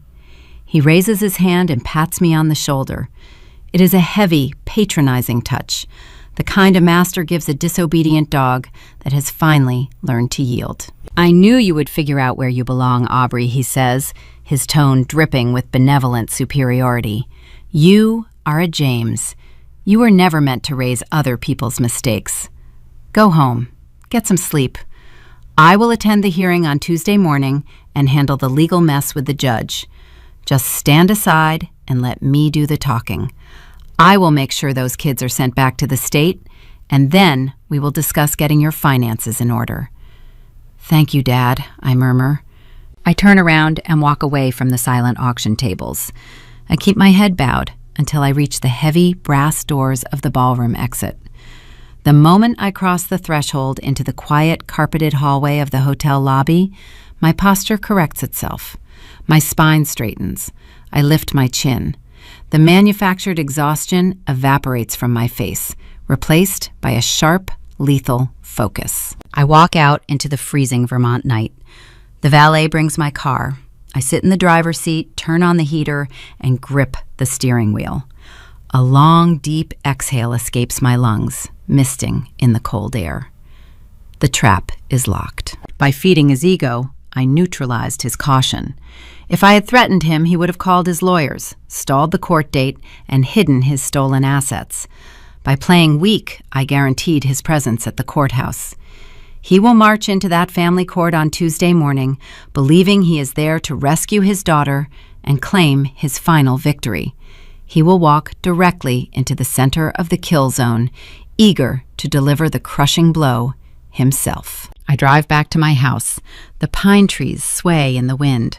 The porch light is on, casting a warm glow over the driveway. I walk inside. The house is quiet and safe. I pay the babysitter and lock the front door. The illusion of my defeat remains locked inside the Burlington Grand Hotel. Tomorrow I will build the physical binders that will end my father's reign. The shadow war is ending, and the public execution is waiting on the horizon. Monday evening arrives with a heavy, frozen stillness. The street outside my window is dark, coated in a fresh layer of Vermont frost that sparkles under the amber glow of the street lamps. Inside my home, the central heating hums a low, steady rhythm. I sit at the head of my dining room table.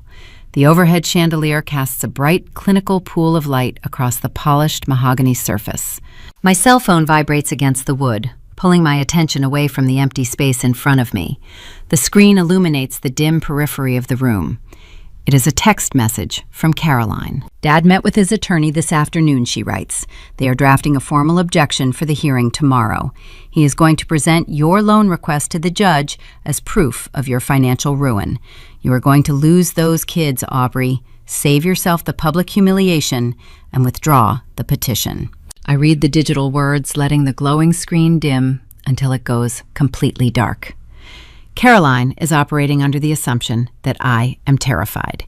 She thrives on playing the role of the loyal messenger delivering the patriarchal threats from the safety of her pristine living room. She thinks her updates are wearing down my resolve, chipping away at my confidence. She does not understand that she is merely confirming my strategy worked flawlessly. By handing Richard that fabricated plea for help at the charity gala, I guaranteed his attendance and his arrogance. He is walking into family court with a lawyer armed with a fake letter, eager to expose my manufactured financial instability.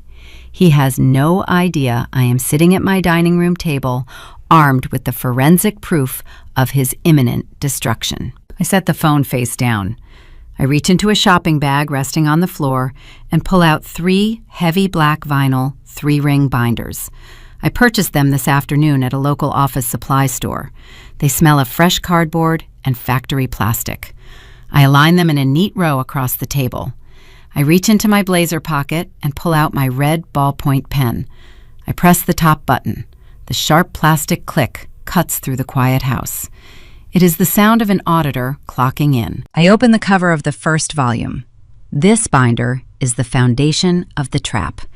It establishes the pattern of malicious harassment. I slide a thick stack of printed emails and digital routing logs into clear protective sleeves. Here lies the documentation of the anonymous state welfare report. Using my crimson ink, I highlight the specific internet protocol address traced directly to the South Burlington Public Library. Next to that network log, I place a printed schedule of the local botanical society, drawing a sharp circle around my mother's weekly Thursday morning meeting time. The geography and the timestamps align with surgical precision. Brenda tried to use the government to steal my children. Tomorrow morning, a judge will look at these paired documents and see the mechanics of a felony. I snap the metal rings shut and close the cover. I open the second volume. This is the financial autopsy. I insert the encrypted tax document, followed by 40 pages of high-level summary ledgers from Granite State Savings. The numbers printed on these pages represent the pulse of the generational trust. I use my pen to circle every recurring withdrawal of $4,500. I draw a sharp line connecting those withdrawals to the memo designation for the Stowe property maintenance. I write the final calculation at the bottom of the last page. $320,000. That is the sum total of the fabricated maintenance fees. At the very back of this volume, I insert a certified copy of the county property deed proving Aunt Beatrice's ski chalet was sold 9 years ago. Richard siphoned hundreds of thousands of dollars into a phantom account to fund his luxurious lifestyle. This specific binder is his one-way ticket to a federal indictment. I secure the pages and close the second cover. I pull the third volume toward me. This is the kill shot.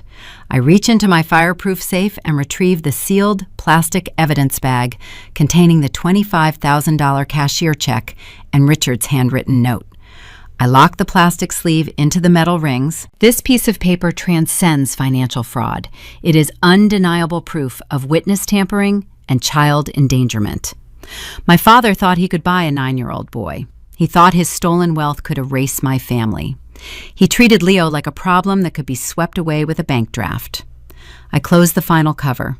I stack the 3 black volumes on top of each other. The trap is built, baited, and set. I turn off the dining room chandelier and walk toward the staircase. The wooden floorboards creak slightly beneath my feet. I need to check on the children before I can attempt to sleep. I walk to the end of the corridor and push open the door to Maya's bedroom. She is fast asleep, her breathing deep and even, one arm wrapped tightly around her stuffed rabbit. Her face is soft and untroubled.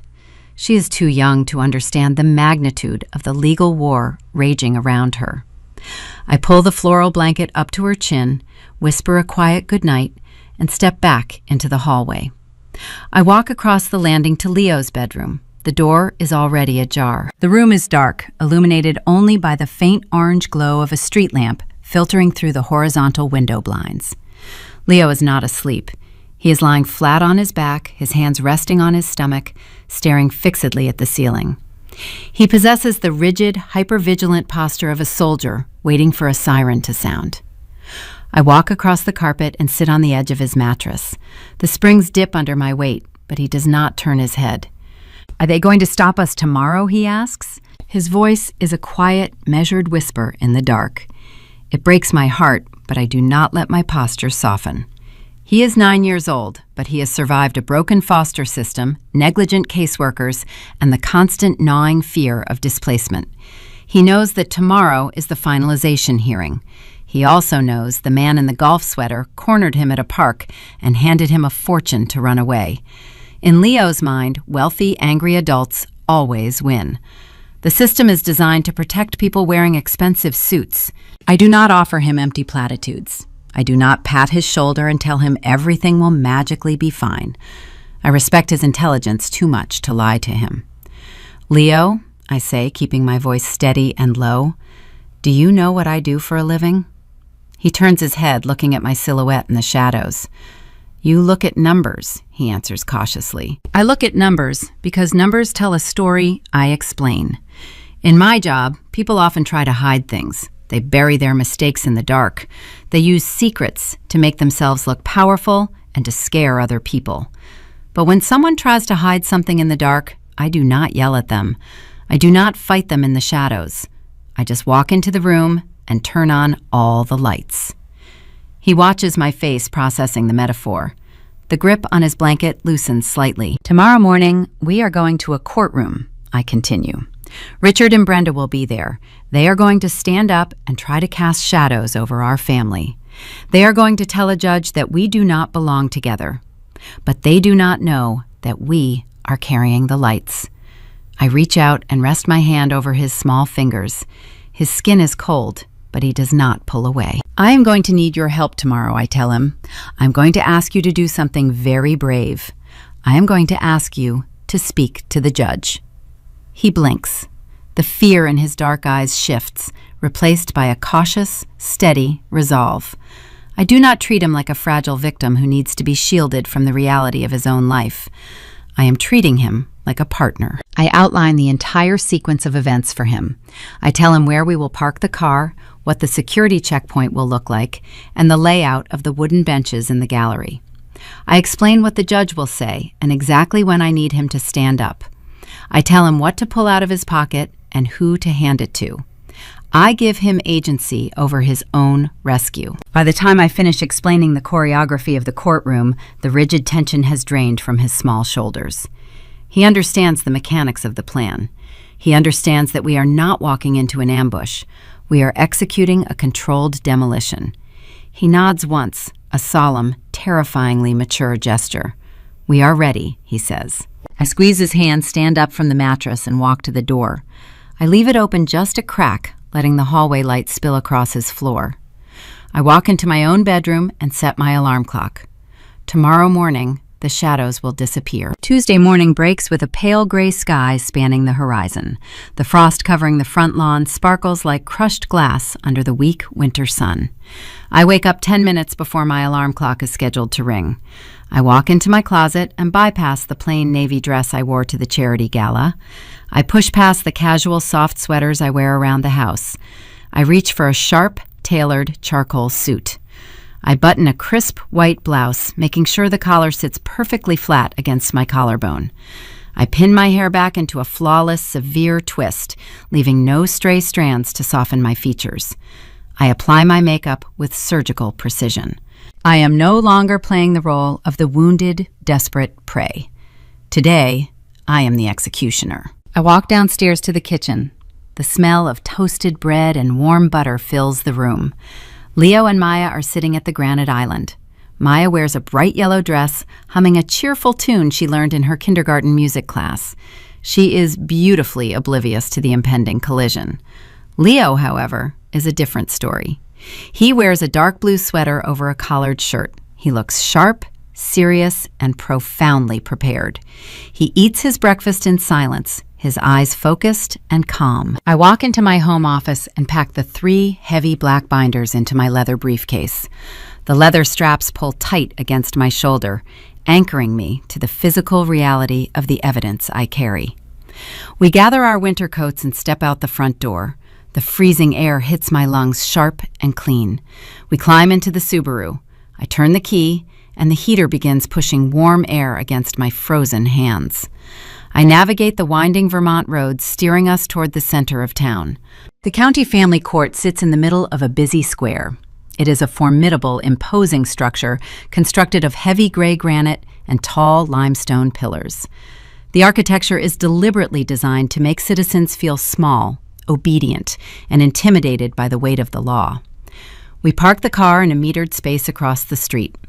The air outside smells of frozen pine needles and cold asphalt. I take Maya by her left hand. Leo walks on my right side.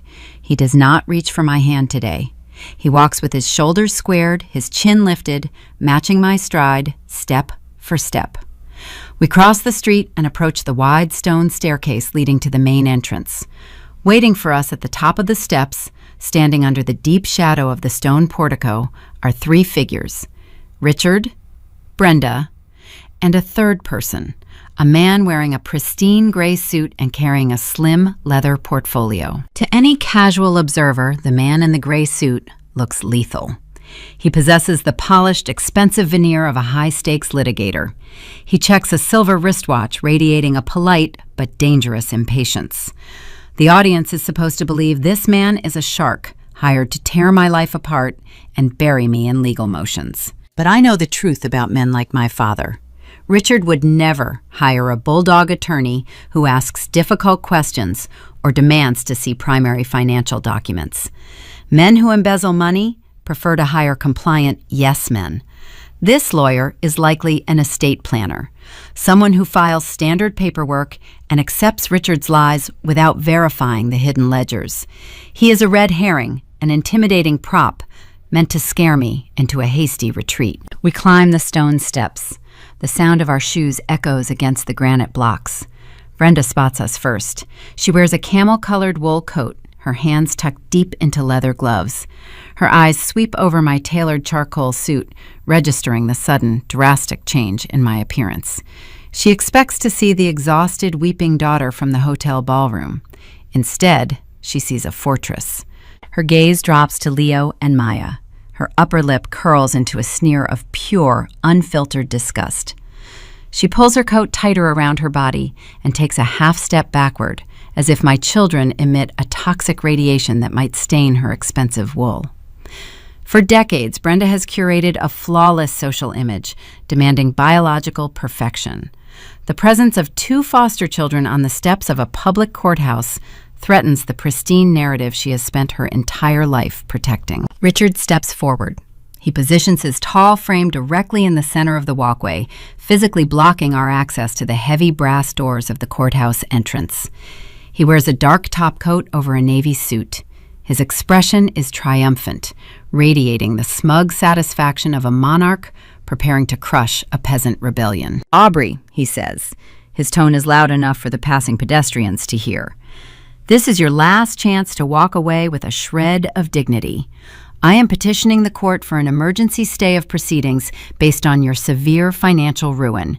You will lose today." The gray-suited lawyer clears his throat, stepping into the periphery of the conversation. "Ms. James, my client is prepared to submit evidence of your impending bankruptcy.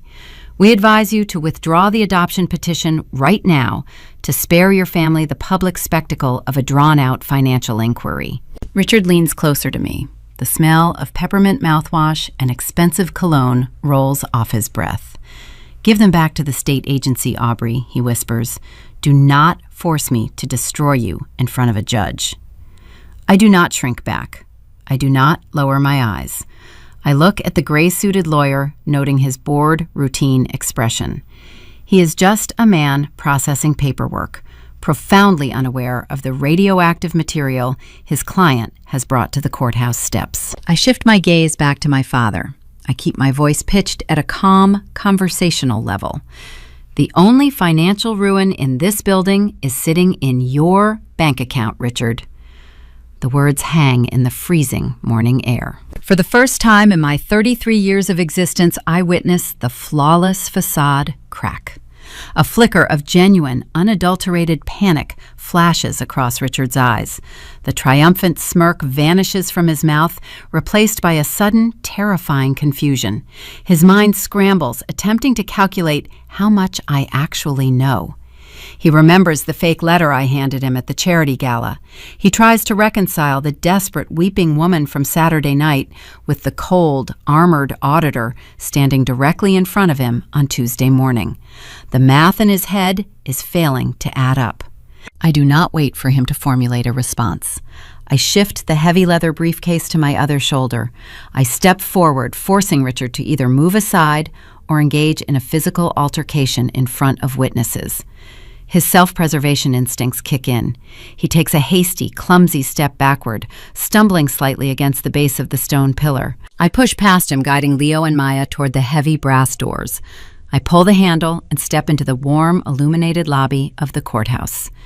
Behind me, I hear the frantic scuffling of leather shoes against granite.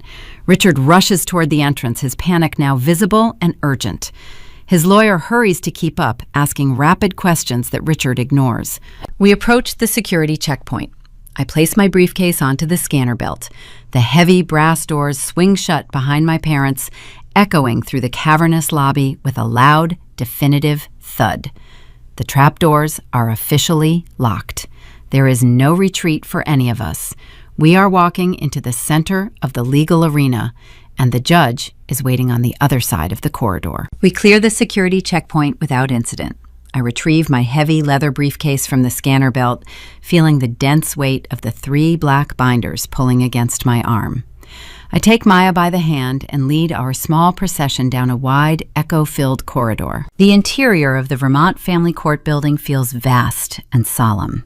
High ceilings stretch above us, decorated with faded plaster rosettes. The floors are a polished checkerboard of white and gray marble. The air inside smells strongly of industrial floor wax, stale coffee, and very old paper. It is the scent of a bureaucratic machine that has processed human tragedy for over a century. We reach the heavy double doors of courtroom 4B. A wooden plaque bolted to the wall beside the entrance reads, "Honorable Judge Miriam Harrison." I push the doors open and we step inside. The courtroom is cavernous and largely empty, illuminated by tall, arched windows that let in the pale gray morning light. Rows of heavy oak pews divide the gallery. A thick wooden railing separates the public seating area from the plaintiff and defense tables. At the far end of the room sits the elevated judge's bench, flanked by the Vermont state flag and the American flag. I guide Leo and Maya through the small swinging gate. We take our seats in the front row directly behind the plaintiff's table. I set my briefcase on the floor between my feet. A few moments later, the heavy double doors at the back of the courtroom groan on their hinges.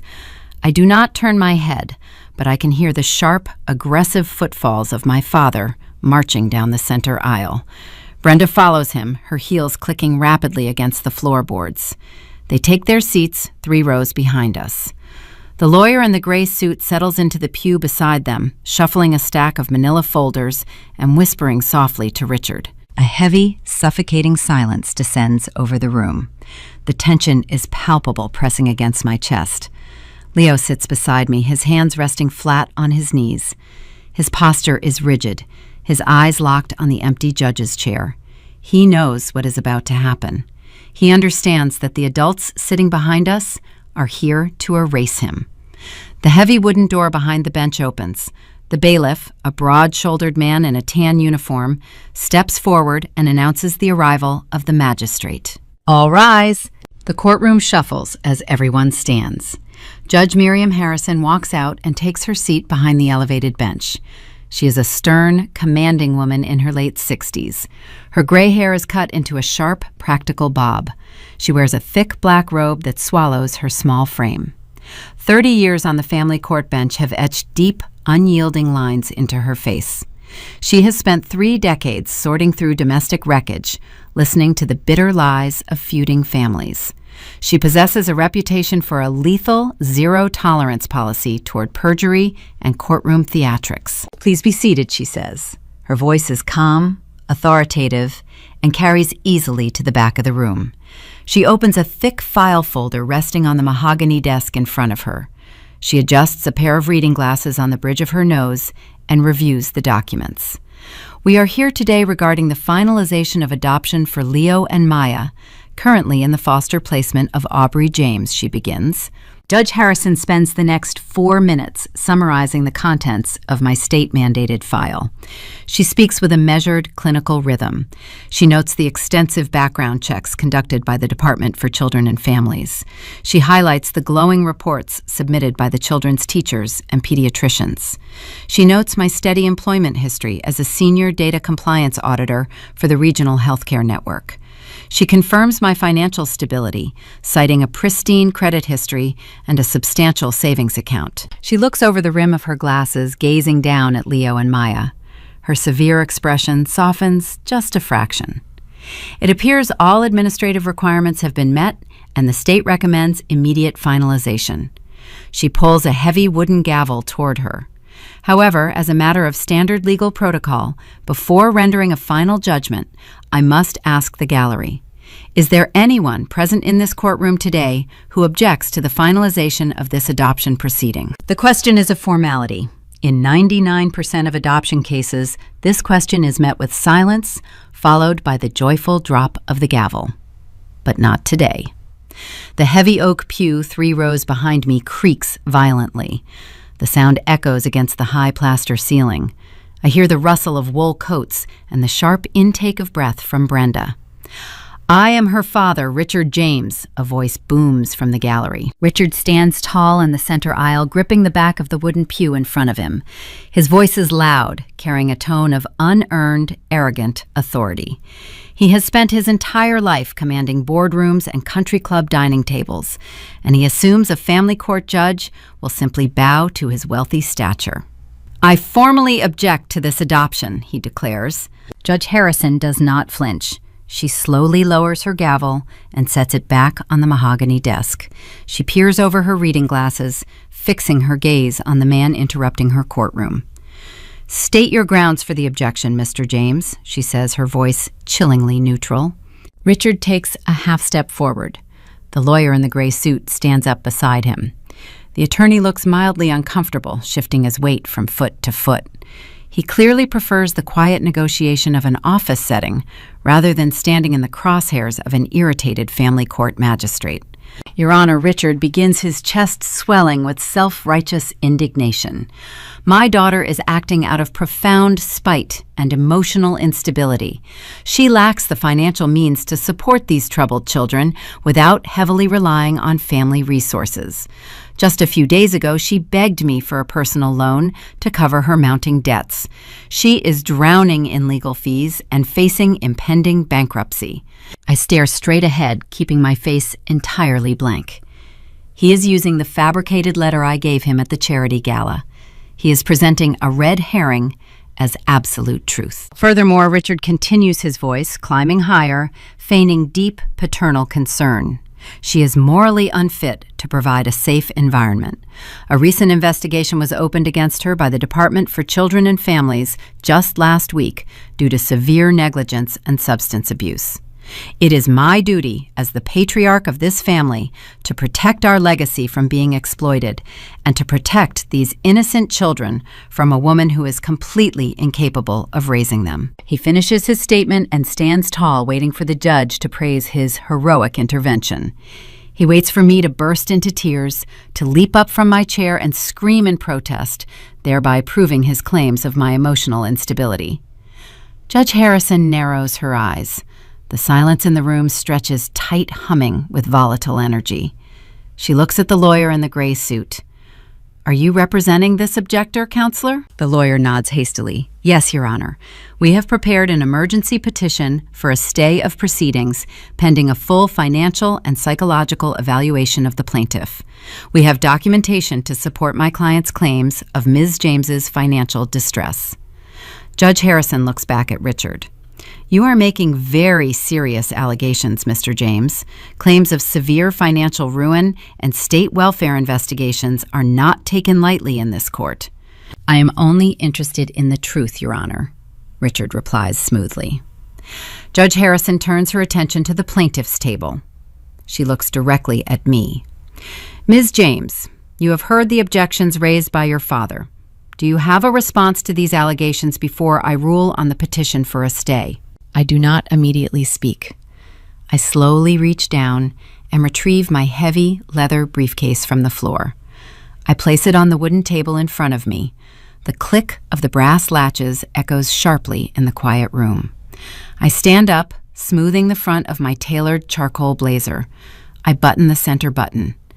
I do not look back at my father, and I do not look at my mother. I look only at the judge. But before I can open my mouth to speak, a small, sudden movement catches my eye. Leo lets go of the edge of his wooden chair. He stands up. He steps away from the pew and walks forward, moving past the plaintiff's table. The minor conflict of Richard's objection is about to be utterly destroyed by the one person he deemed entirely insignificant. The kid he refused to look at is about to take the floor. The heavy brass latches on my leather briefcase release with a loud metallic snap. I reach inside and retrieve the first of the 3 heavy black volumes. I place binder 3 flat against the polished oak surface of the plaintiff's table. Behind me, Richard shifts his weight in the wooden pew. I can hear the rustle of his expensive topcoat. He is preparing to launch into a practiced, devastating monologue detailing the fabricated debts he believes I am drowning in. He expects this moment to follow the familiar rhythm of our family dynamic. He expects me to absorb the blow, lower my head, and retreat into silent compliance. He is waiting for the panic to set in. He wants the judge to see me shatter under the weight of his authority. I do not shatter. I stand completely still, my hands resting lightly on the black vinyl cover of the binder. I draw a deep, steadying breath, preparing to systematically dismantle his lies, using the forensic evidence resting beneath my palms. But before I can form the first syllable of my legal response, the choreography of the courtroom shifts in a way Richard never anticipated. I feel a small displacement of air beside me. Leo steps away from the heavy wooden bench. He does not ask for permission. He does not look up at me for reassurance. He walks past the plaintiff's table, his small sneakers making soft, deliberate sounds against the marble floor. He moves with a shocking, quiet purpose, navigating the imposing space of the courtroom as if he had spent his entire life practicing for this exact moment. He stops exactly 2 feet away from the elevated mahogany bench. The bailiff, a towering man in a tan uniform, takes a half step forward, instinctively moving to block the child from approaching the magistrate. But Judge Harrison raises a single finger, halting the bailiff in his tracks. She peers over the rim of her reading glasses, her stern features softening into a look of focused, quiet curiosity. She looks down at the 9-year-old boy, standing squarely in the center of her courtroom. Leo stands tall, his shoulders pulled back beneath his dark blue sweater. He does not fidget. He does not look at the flags flanking the wall, and he does not look back at the gallery where the man who threatened him is sitting. He looks directly into the eyes of Judge Miriam Harrison. This is the ultimate payoff. For 14 months, my parents refused to acknowledge Leo's existence. They would not look at his face. They referred to him as a mistake, a charity project, and a dangerous burden. They assumed he was a fractured, ignorant ward of the state, a piece of disposable debris in the machinery of their generational wealth. They believed a child could be intimidated into silence by a sharp tone and a heavy checkbook. They were catastrophically wrong. "Excuse me, Your Honor," Leo says. His voice rings out clear and remarkably steady. It echoes through the cavernous space, slicing through the heavy, suffocating tension created by Richard's objection. It is not the voice of a terrified victim. It is the voice of a child who has survived 8 years of chaos and has finally found a fortress worth defending. "The man in the back of the room said we were a financial burden." Leo continues, his diction precise and unhurried. "He said Aubrey did not have enough money to take care of us." Judge Harrison nods slowly, encouraging him to continue. "Yes, young man, that is what Mr. James told this court." Leo reaches his right hand into the inner pocket of his blue sweater. "But that is not true," Leo says, "because the man in the back of the room found me at the playground on Saturday afternoon. He cornered me near the wood chips when Aubrey was throwing away a juice box. He told me I did not belong in his family. And then he gave me this. He told me to use it to run away." Leo pulls his hand out of his pocket. He is holding the clear plastic archival sleeve I sealed in my home office.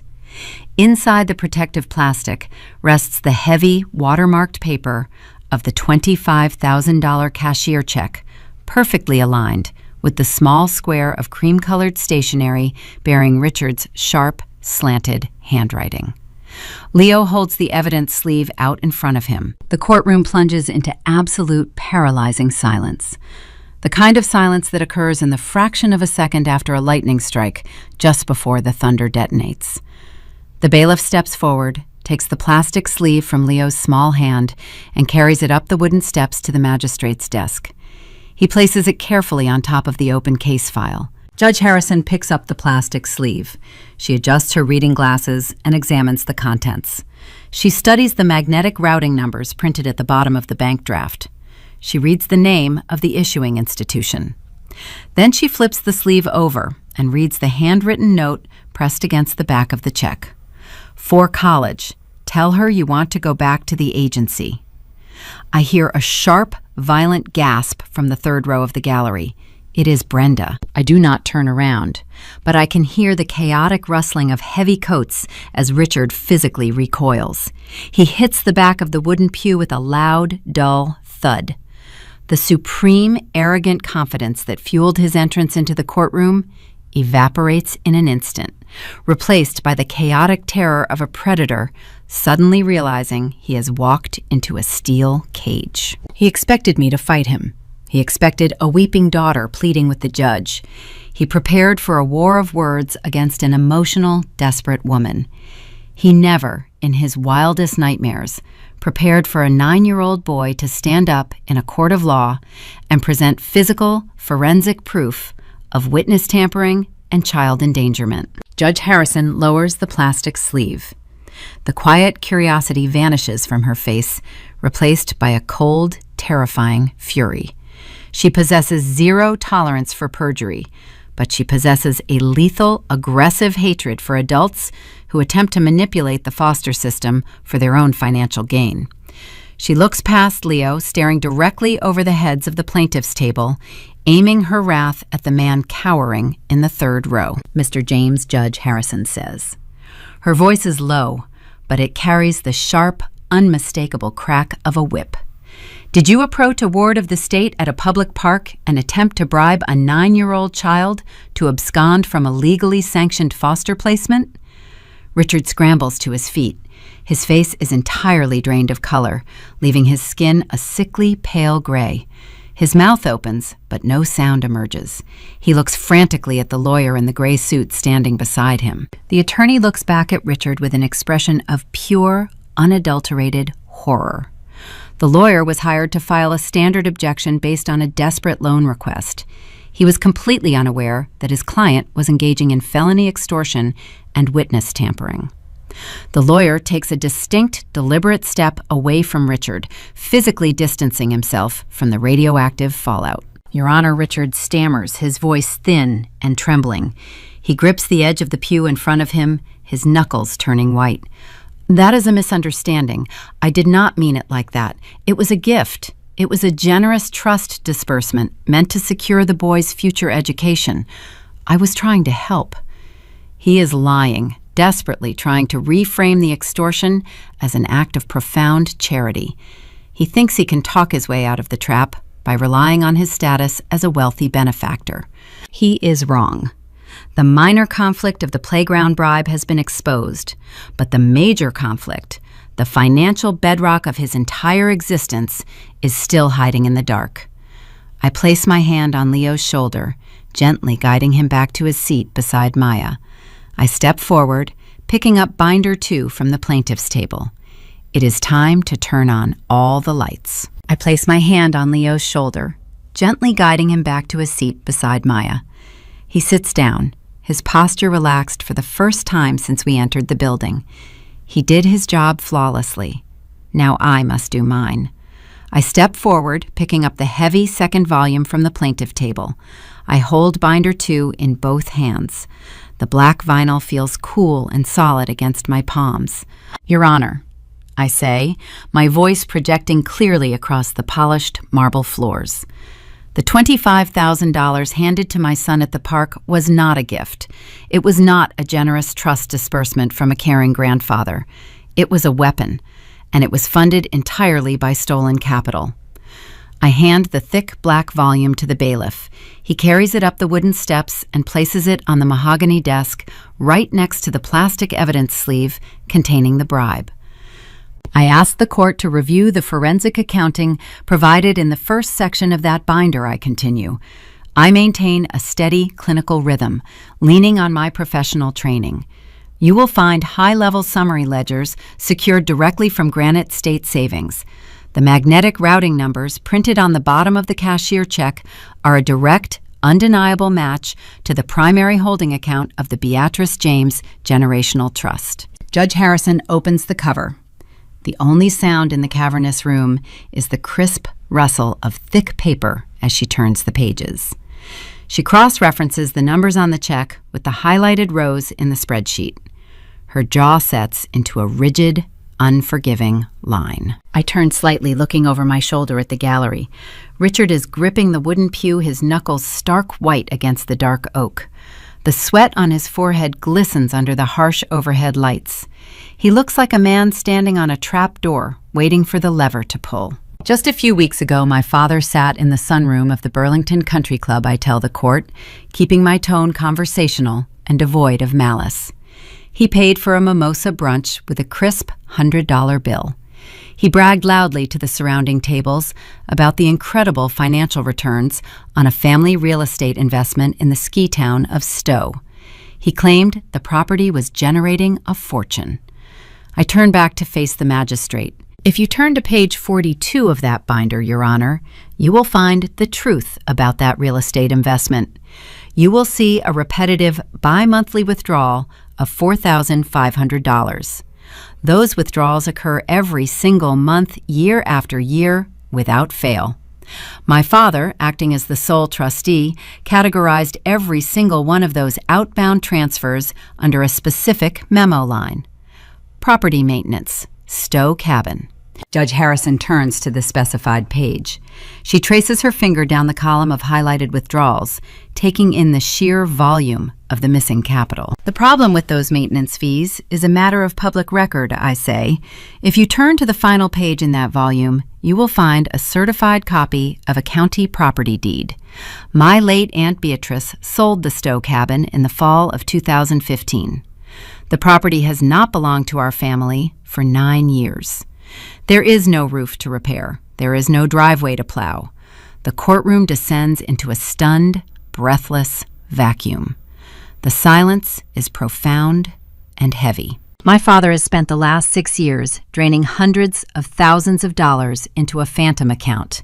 I state, laying out the forensic reality with surgical precision. He falsified the trust ledgers to cover his tracks. He used Aunt Beatrice's legacy to fund his luxury cars, his charity gala donations, and his country club dues. The total sum of the fraudulent withdrawals amounts to $320,000. He objected to this adoption today, not to protect his family legacy, but because he knew that the moment these children became my legal dependents, the state would mandate an automatic forensic audit of the trust. He was trying to prevent a judge from opening his books. Judge Harrison looks up from the property deed. She fixes her gaze on Richard. The look in her eyes is lethal, burning with the cold fire of a magistrate who has just watched a man attempt to use her courtroom to facilitate a felony cover-up. Richard takes a clumsy, erratic step backward. His dress shoes scrape loudly against the floorboards. He raises his hands, palms facing outward, in a gesture of frantic surrender. "That is a lie," he stammers, his voice cracking under the pressure. "She is manipulating the documents. I am the trustee. I have broad discretionary powers over the capital. I was moving the funds into alternate investment vehicles to protect the principal balance." He is flailing. He is throwing desperate, incoherent financial jargon at the wall, hoping something will stick.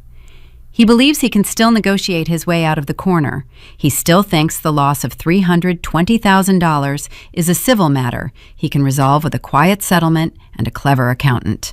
He has no idea that the true danger is not the missing money.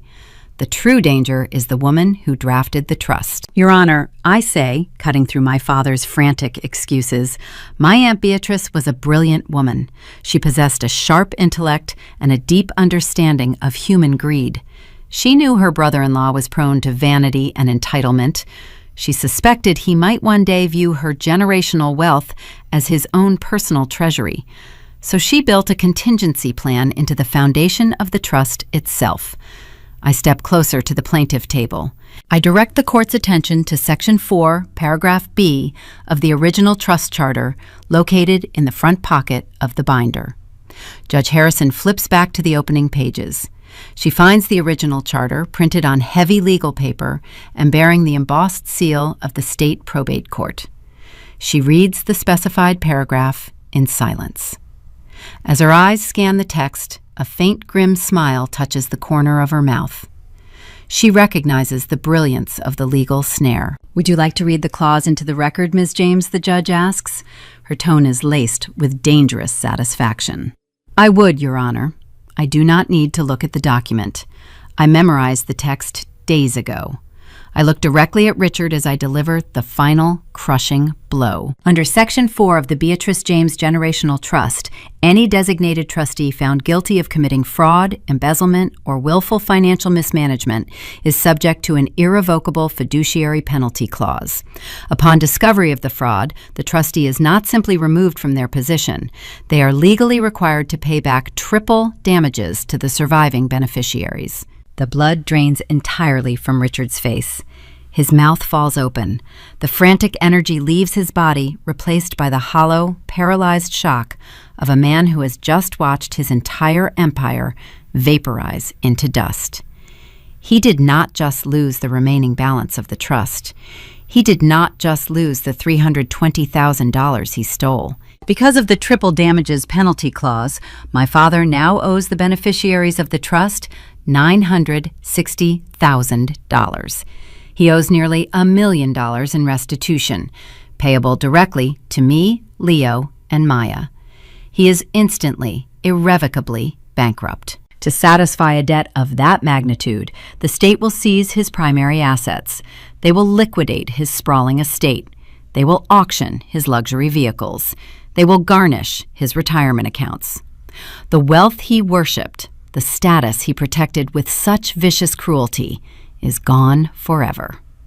The gray-suited lawyer standing next to Richard in the gallery suddenly springs to life. Throughout the entire revelation, the attorney has been staring at the floor, his face pale and sweating. He is a standard estate planner. He expected to argue a simple motion regarding financial instability based on a desperate loan request. Instead, he has been dragged into the center of a massive, multi-count federal fraud and extortion conspiracy. The lawyer understands the model rules of professional conduct. He knows that standing beside a client who has submitted fraudulent claims to a judge is a fast track to disbarment. His instinct for self-preservation overrides any contractual loyalty he might have felt toward his wealthy client. He snaps his leather portfolio shut. The sharp crack echoes through the quiet courtroom. "Your Honor," the lawyer says, his voice vibrating with barely concealed panic. He steps swiftly out of the wooden pew, physically distancing himself from my father. He walks to the center aisle, raising his hand to address the bench. Judge Harrison looks at him. "State your purpose, counselor." In light of the evidence presented today, the attorney says, speaking rapidly to ensure his words are captured by the court stenographer, "I must formally request permission to withdraw as counsel for Mr. James, effective immediately. I was not made aware of any phantom accounts, nor was I informed of any contact between my client and the minor child. I cannot, in good conscience, continue this representation." "Permission granted," Judge Harrison says without a second of hesitation. "You are excused from this proceeding." The lawyer does not look back at Richard. He does not offer a word of apology or explanation. He turns on his heel, walks rapidly down the center aisle, pushes open the heavy double doors, and flees the courtroom. Richard James is left standing entirely alone in the third row. He has no lawyer, he has no money, he has no leverage. He is a broken, hollow shell of a patriarch, staring into the bright, unforgiving light of his own ruin. The heavy double doors swing shut behind the fleeing attorney. The soft click of the brass latch echoes like a final gunshot across the marble floor. The silence remaining inside courtroom 4B is profound and suffocating. It is not the quiet of a peaceful morning. It is the sterile, breathless vacuum of an epicenter immediately following a blast. I stand at the plaintiff table. I do not yell. I do not raise my voice in triumph. Gloating is a crude reaction reserved for amateurs who are surprised by their own success. I reach into the front pocket of my tailored charcoal blazer and retrieve my red auditor pen. I press the top button. The sharp plastic snap rings out, slicing cleanly through the heavy air. I lift my hand and use the crimson tip of the pen to point toward the heavy mahogany desk where the magistrate sits. "The evidence is logged and categorized, Your Honor," I state, maintaining the even, measured cadence of a professional delivering a quarterly financial review. I gesture toward the first black volume resting on the elevated bench. Binder 1 contains the digital routing logs, tracing a fraudulent welfare report directly to my mother. The Internet protocol address and the timestamps align flawlessly with her physical location at the South Burlington Public Library. In the third row of the gallery, a sharp, ragged intake of breath breaks the quiet. I turn my head just enough to look at Brenda. She sits frozen on the wooden pew. The pristine, untouched facade she has spent decades cultivating is unraveling in real time. She wore her expensive camel-colored wool coat today, expecting to watch me lose my children. Instead, she is listening to her own digital footprint being read into the official court record. She realizes the anonymous online portal did not protect her. The state government knows exactly who tried to weaponize their child protection agency. Brenda reaches up with trembling hands and pulls a patterned designer silk scarf over her mouth. Her eyes are wide, glassy, and darting frantically around the cavernous room as if searching for an emergency exit. A low, guttural sob escapes her throat, muffled by the expensive silk. She begins weeping hysterically. She is not crying out of remorse for the trauma she attempted to inflict upon a 9-year-old boy and a 6-year-old girl. She is sobbing because she understands the social architecture of our town. Felonies are public record. The women at the country club, the members of her exclusive garden society, the wealthy wives she gossips with over afternoon tea, they will all read the police blotter. Her reputation as the flawless, charitable matriarch is disintegrating into ash right in front of her eyes. She is a criminal suspect, weeping in a public gallery, and there is no amount of money that can purchase a replacement for a shattered reputation. I turn my attention back to the judge, moving my red pen to the next volume. Binder 2 details $320,000 in calculated wire fraud. I continue. The spreadsheets highlight years of stolen capital, falsified property maintenance fees, and the deliberate draining of a generational trust meant for these children. I glance at Richard. He is still standing in the center aisle, but his posture has collapsed. The towering, arrogant patriarch who blocked the courthouse doors 20 minutes ago is gone. His shoulders are stooped. His chest caves inward. The tailored navy suit suddenly looks 2 sizes too large for his frame. The realization of the triple damages penalty clause has hollowed him out. He is calculating the loss of his estate, his luxury cars, his retirement accounts, and his freedom. The staggering financial debt rests on his shoulders like a physical weight, driving him down toward the floorboards. Finally, I point to the last volume. Binder 3 is physical proof of witness tampering. It contains the extortion check and the handwritten note used to bribe a ward of the state. The documentation is comprehensive, forensic, and undeniable. I lower my hand and slide the red pen back into my blazer pocket. I have delivered the data. My role as the auditor is complete. Judge Harrison leans forward in her high-backed leather chair. She places her hands flat on top of the stacked black volumes. She closes the open binders one by one, sealing the evidence inside. The heavy thud of the vinyl covers closing echoes with a dreadful finality. Her face is a portrait of lethal, unyielding justice. 30 years on the bench have given her a distinct intolerance for wealthy citizens who believe the law is a suggestion meant only for the lower classes. She stares down at the broken man standing in the aisle. Mr. James Judge Harrison says, her voice is ice cold, stripped of any judicial patience.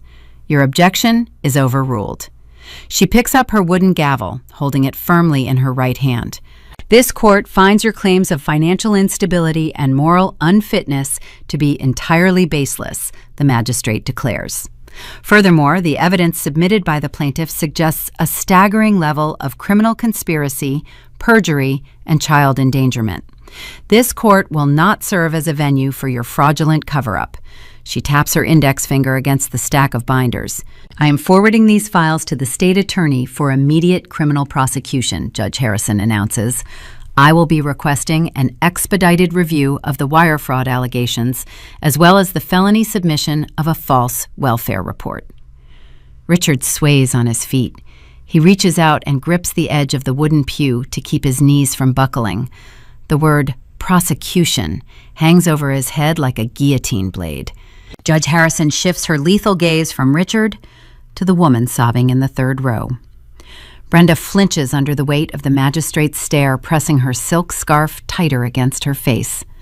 I suggest you both leave my courtroom right now, Judge Harrison says, lowering her voice to a dangerous, quiet register. Walk out those double doors before I have the bailiff arrest you both for contempt. The threat of handcuffs is the final catalyst. Richard lets go of the wooden pew. His movements are stiff, erratic, and devoid of coordination. He turns toward Brenda. He does not offer her his hand. He does not help her stand. He simply begins walking toward the back of the room, desperate to escape the blinding light of his own exposure. Brenda scrambles to her feet, clutching her expensive coat around her trembling shoulders. Her heels scrape awkwardly against the polished marble floor. She hurries after her husband, her head bowed, her hysterical sobs echoing off the plaster walls. They do not look back at me. They do not look at the children they tried to throw away. They reach the back of the courtroom. Richard pushes his weight against the heavy double doors, forcing them open. They stumble out into the wide, echo-filled corridor of the courthouse. The doors swing shut behind them, sealing them outside. I stand at the plaintiff table, watching the heavy brass handles settle into place. Stripped of their lawyer, their wealth, and their dignity, Richard and Brenda turn and flee the courtroom in total public disgrace. The social facade they spent an entire lifetime building is permanently incinerated. There are no country club brunches waiting for them. There are no charity galas where they can pretend to be benevolent benefactors. There is only a cramped rental apartment, a mountain of catastrophic debt, and a looming federal indictment. The quiet, suffocating tension that dominated my life for 33 years vanishes, evaporating into the high ceilings of the family court. I take a deep, clean breath. The air smells different now. I turn around and look at the front row of the gallery. Leo is sitting tall, a faint, wondrous smile breaking across his face. Maya is swinging her legs, clutching her stuffed rabbit, oblivious to the fact that her future was just secured forever. I sit down in the chair beside my children. I rest my hand on Leo's shoulder. He leans into my side, his rigid posture dissolving into a soft, secure warmth. We turn our attention back to the elevated mahogany bench waiting for the magistrate to finish her work. The echo of the heavy double doors fading into the corridor leaves behind a profound, cleansing quiet. The toxic energy that Richard and Brenda carried into the room has vanished, suctioned out into the hallway, along with their ruined reputations. Courtroom 4B no longer feels like a battlefield.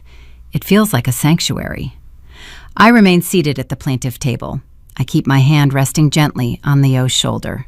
On the elevated bench, Judge Miriam Harrison organizes the paperwork scattered across her mahogany desk. She aligns the edges of the state-mandated background checks and the financial stability reports. She takes off her wire-rimmed reading glasses, folding the earpieces with a soft click. She sets them down beside the wooden sounding block. When she looks up, the severe, intimidating magistrate who just dismantled the wealthy patriarch is gone. The tight lines around her mouth relax. The sharp, assessing gaze softens into an expression of warm, profound respect. She looks past me, focusing her attention entirely on the two children sitting in the front row of the gallery. She looks at Maya, who is quietly tracing the ears of her stuffed rabbit, oblivious to the legal machinery operating around her. Then Judge Harrison looks at Leo. "Young man," the judge says, her voice carrying a gentle, resonant warmth. "It takes a great deal of courage to speak the truth in a room full of adults. You did a remarkable thing today. You protected your family." Leo sits taller in his wooden chair. He does not smile, but the hyper-vigilant tension holding his small frame together finally dissolves. He nods once, accepting the respect of the magistrate, not as a frightened ward of the state, but as a recognized, valued member of a household. Judge Harrison reaches across her desk. She wraps her fingers around the handle of the wooden gavel. She lifts it into the air. "By the authority vested in me by the state of Vermont, I find this petition to be in the best interest of the children," she announces. She brings the gavel down. The wooden mallet strikes the sounding block with a sharp, definitive crack. Adoption finalized. I close my eyes. The breath I have been holding for 14 months leaves my lungs in a long, shuddering exhale. The legal tether connecting Leo and Maya to the unpredictable chaos of the state welfare system is severed. The paperwork is sealed. They are mine. We are permanent. The wheels of justice operate with a slow, grinding bureaucracy, but financial crimes of this magnitude trigger a very specific, ruthless efficiency. 3 weeks after the gavel strikes the sounding block, the state attorney executes a comprehensive freeze on every single asset bearing my parents' names. The descent is swift and humiliating. I imagine the scene unfolding on a Tuesday morning at the Burlington Country Club. A platinum credit card declined at the brunch table. A polite but firm conversation with the club manager. The sudden, forced exit from the sunroom they treated like a personal throne room. Facing a mountain of forensic evidence, digital routing logs, and a signed extortion check, Richard realizes a criminal trial will result in a lengthy federal prison sentence. His high-priced defense attorneys advise him to surrender. To avoid a decade behind bars, he signs a catastrophic plea agreement and a binding restitution plan. The terms of the restitution require immediate, unmitigated liquidation. The sprawling estate with the manicured lawns and the custom ice sculptures is placed on the auction block. The antique mahogany furniture, the crystal chandeliers, and the curated wine cellar are cataloged, tagged, and sold to the highest bidder. The bank repossesses the imported luxury sedans from their heated garage. The exclusive country club revokes their membership, stripping their names from the brass plaques in the main lobby. The wealth they worshipped, the superficial armor they used to intimidate the world, is stripped away piece by piece. With their remaining heavily garnished funds, Richard and Brenda are forced to relocate. They move out of the affluent bubble of Burlington and sign a lease on a cramped two-bedroom rental apartment in Rutland. It is a hard, honest, working-class town built on the bones of old marble quarries. Their new apartment features thin walls, linoleum countertops, and a view of a busy commercial intersection. It is a brutal daily reality check for two people who defined their entire existence by their zip code. The collateral damage extends to the enablers. Caroline, realizing the toxic fallout of her association, goes entirely silent on social media. The pristine grid of curated lattes, golden hour selfies, and philosophical essays vanishes overnight. She deletes her accounts, retreating into the digital shadows to avoid the whisper network of the country club wives who now view our family name as a cautionary tale. On a rainy Tuesday afternoon in November, my cell phone vibrates on the kitchen island. A notification appears on the screen indicating a new voicemail from an unsaved number. I press play. It is Brenda. The practiced aristocratic lilt she spent decades perfecting is gone. Her voice sounds thin, breathless, and frantic. She is weeping, the sound rough and unstructured. She begs for a bridge loan. She claims they cannot afford the heating bill for the Rutland apartment. She uses the word family, wielding it like a rusty key trying to unlock a heavy steel door. She asks how a daughter could abandon her own mother in a time of crisis. I stand in the quiet kitchen, listening to the digital recording. I search my chest for a flicker of guilt, a trace of anger, or a drop of sorrow. I feel nothing. The emotional reservoir is empty, replaced by a cool, impenetrable peace. I do not call her back. I do not send a text message explaining my refusal. I export the audio file from my phone. I transfer the recording onto an encrypted external hard drive, filing it away with the rest of the documented history. Then I delete the voicemail from my device and empty the digital trash bin. I draw a boundary made of solid steel, and I lock the gate. The brutal Vermont winter eventually breaks, surrendering to the lush, vibrant humidity of a New England summer. Today I sit on the wooden steps of my back porch. The evening air is warm and heavy, smelling of damp earth and blooming lilac bushes. The sun has dipped below the tree line, leaving the sky painted in deep shades of indigo and violet. The crickets are beginning their rhythmic chorus in the tall grass. Maya is running across the lawn. She wears denim overalls and grass-stained sneakers. She holds a glass mason jar with holes punched through the metal lid, chasing the glowing, erratic flight of the fireflies rising from the bushes. Her laughter rings out across the yard, bright and untethered. Leo sits in a padded wicker chair a few feet away from me. He is reading a thick, hardcover biography, using the amber glow of the porch light to illuminate the pages. He looks healthy rested and entirely at ease. The hyper-vigilant tension he carried in his shoulders for 9 years has melted away. He no longer scans the perimeter for threats. He knows the perimeter is secure. Following the liquidation of my parents' estate, the court appointed me as the sole trustee of Aunt Beatrice's recovered funds. I did not spend a single dime on myself. I worked with a wealth management firm to lock the entirety of the recovered capital into ironclad educational trusts. The money is shielded, protected by a labyrinth of legal clauses dedicated exclusively to the future tuition, housing, and development of my 2 children. The poetic justice of the legal snare is quiet but absolute. The very children my parents rejected, the foster kids they deemed unworthy of the family legacy, are now the sole, undisputed heirs to the fortune Richard tried to steal. Aunt Beatrice's money will pay for Leo to attend a university. It will pay for Maya to chase whatever dream she desires. I lean back against the wooden railing of the porch. I watch a firefly land on the rim of Maya's glass jar, its small abdomen glowing with a steady neon pulse. For 33 years, I believed the lie my parents sold me. I believed family was defined by bloodlines, biological heirs, and a shared last name.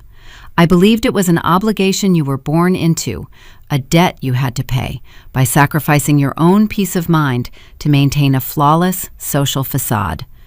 I was wrong. Family is not the toxic blood that tries to control you. Family is not the people who weaponize their wealth to force you into submission. Family is not the people who ask you to hide your children in the shadows to protect their vanity. Family is the child who holds your hand in a hostile dining room and asks if he is the wrong kind of kid. Family is the little girl who hums in the back seat of a car while you drive toward a battlefield. Family is the people you choose to stand beside, the people you choose to defend, and the people you choose to protect when the lights finally come on. We often hear the word legacy tossed around in American culture like a heavy, gold-plated coin. We associate it with sprawling real estate, generational wealth, and last names carved into the polished brass plaques of exclusive country clubs. We are taught to view a traditional family structure as a pristine biological, unbroken line, a portrait of perfection meant to be displayed for the approval of society. But legacy, in its truest, most enduring form, has nothing to do with what you leave behind in a bank account. It is measured entirely by the emotional architecture you build inside the minds of the children you raise.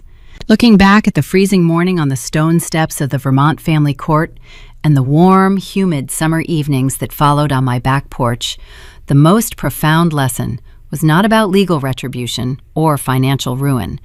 It was a quiet, enduring revelation about what it actually means to be a parent and the heavy, beautiful responsibility that comes with guiding a life. When a 9-year-old boy looks at you after being shunned by the adults who were supposed to welcome him and asks, "Are we the wrong kind of kids?" he is testing the structural integrity of his entire world. In that devastating moment, traditional parenting often leans toward a comfortable fiction. We are tempted to shield children from the ugliness of the adults around them. We want to smooth over the sharp edges, offering platitudes like, "They didn't mean it," or "They are just having a bad day." But emotional awareness demands radical honesty. Shielding a child with a lie does not protect them. It merely teaches them to doubt their own instincts. By crouching down in that country club lobby and telling Leo, "No, honey, they are the wrong kind of adults," I was establishing a baseline of fairness. In a culture where we constantly preach the values of justice and equality, those concepts must begin at the kitchen table. Children are deeply intuitive barometers of truth. They do not need us to paint the world in soft pastel colors to keep them docile. They need us to hand them a flashlight when the room gets dark. Giving Leo the agency to understand the courtroom plan, to stand up and speak his truth before a magistrate, was not just a legal strategy. It was a vital lesson in long-term guidance. It taught him that he is not a passive victim in the narrative of his own life. The concept of family responsibility is frequently misunderstood as a mandate for blind obedience.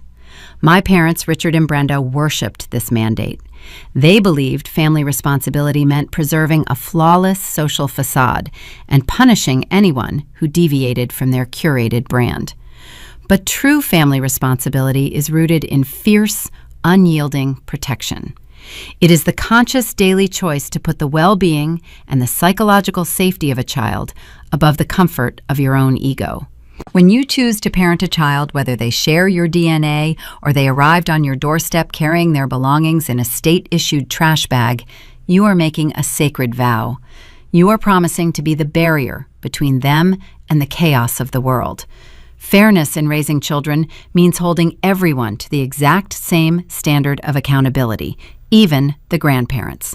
It means demonstrating that toxic behavior is never excused simply because of a shared last name. If we want to raise a generation of resilient, empathetic adults, we must show them that love is not a transaction. It is not conditional on their ability to fulfill our unlived dreams or secure our social standing. Love must be an absolute, non-negotiable harbor. This brings us to the most critical component of long-term guidance, the inheritance of truth. Aunt Beatrice left behind a financial fortune, but the real wealth she imparted to me was a lesson I learned in her mahogany library when I was 12 years old. The math never lies. That philosophy extends far beyond auditing hospital spreadsheets or exposing embezzled trust funds. It is a fundamental parenting value. You teach a child the math of human behavior. You teach them that actions carry weight, that character is defined by choices, and that the truth is the ultimate equalizer. When Richard tried to bribe Leo with a cashier's check, he was relying on the old arithmetic of wealth and silence. By empowering Leo to hand that evidence to the judge, the math was corrected. We taught him that integrity cannot be purchased.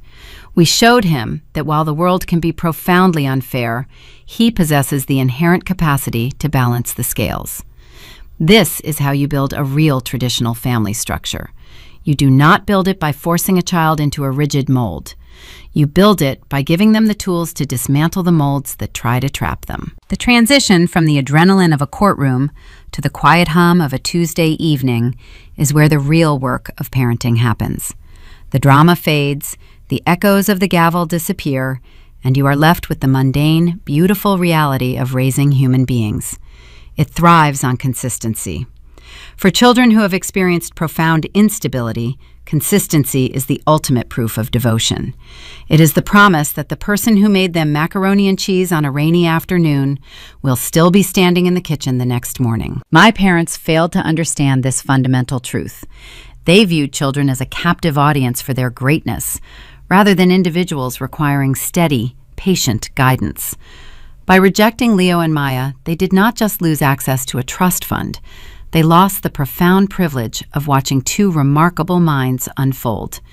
They traded the messy, authentic joy of real connection for the cold, sterile approval of a country club dining room. If you have ever had to break a cycle of generational toxicity to protect the people you truly love, you understand that the hardest choices are often the quietest ones.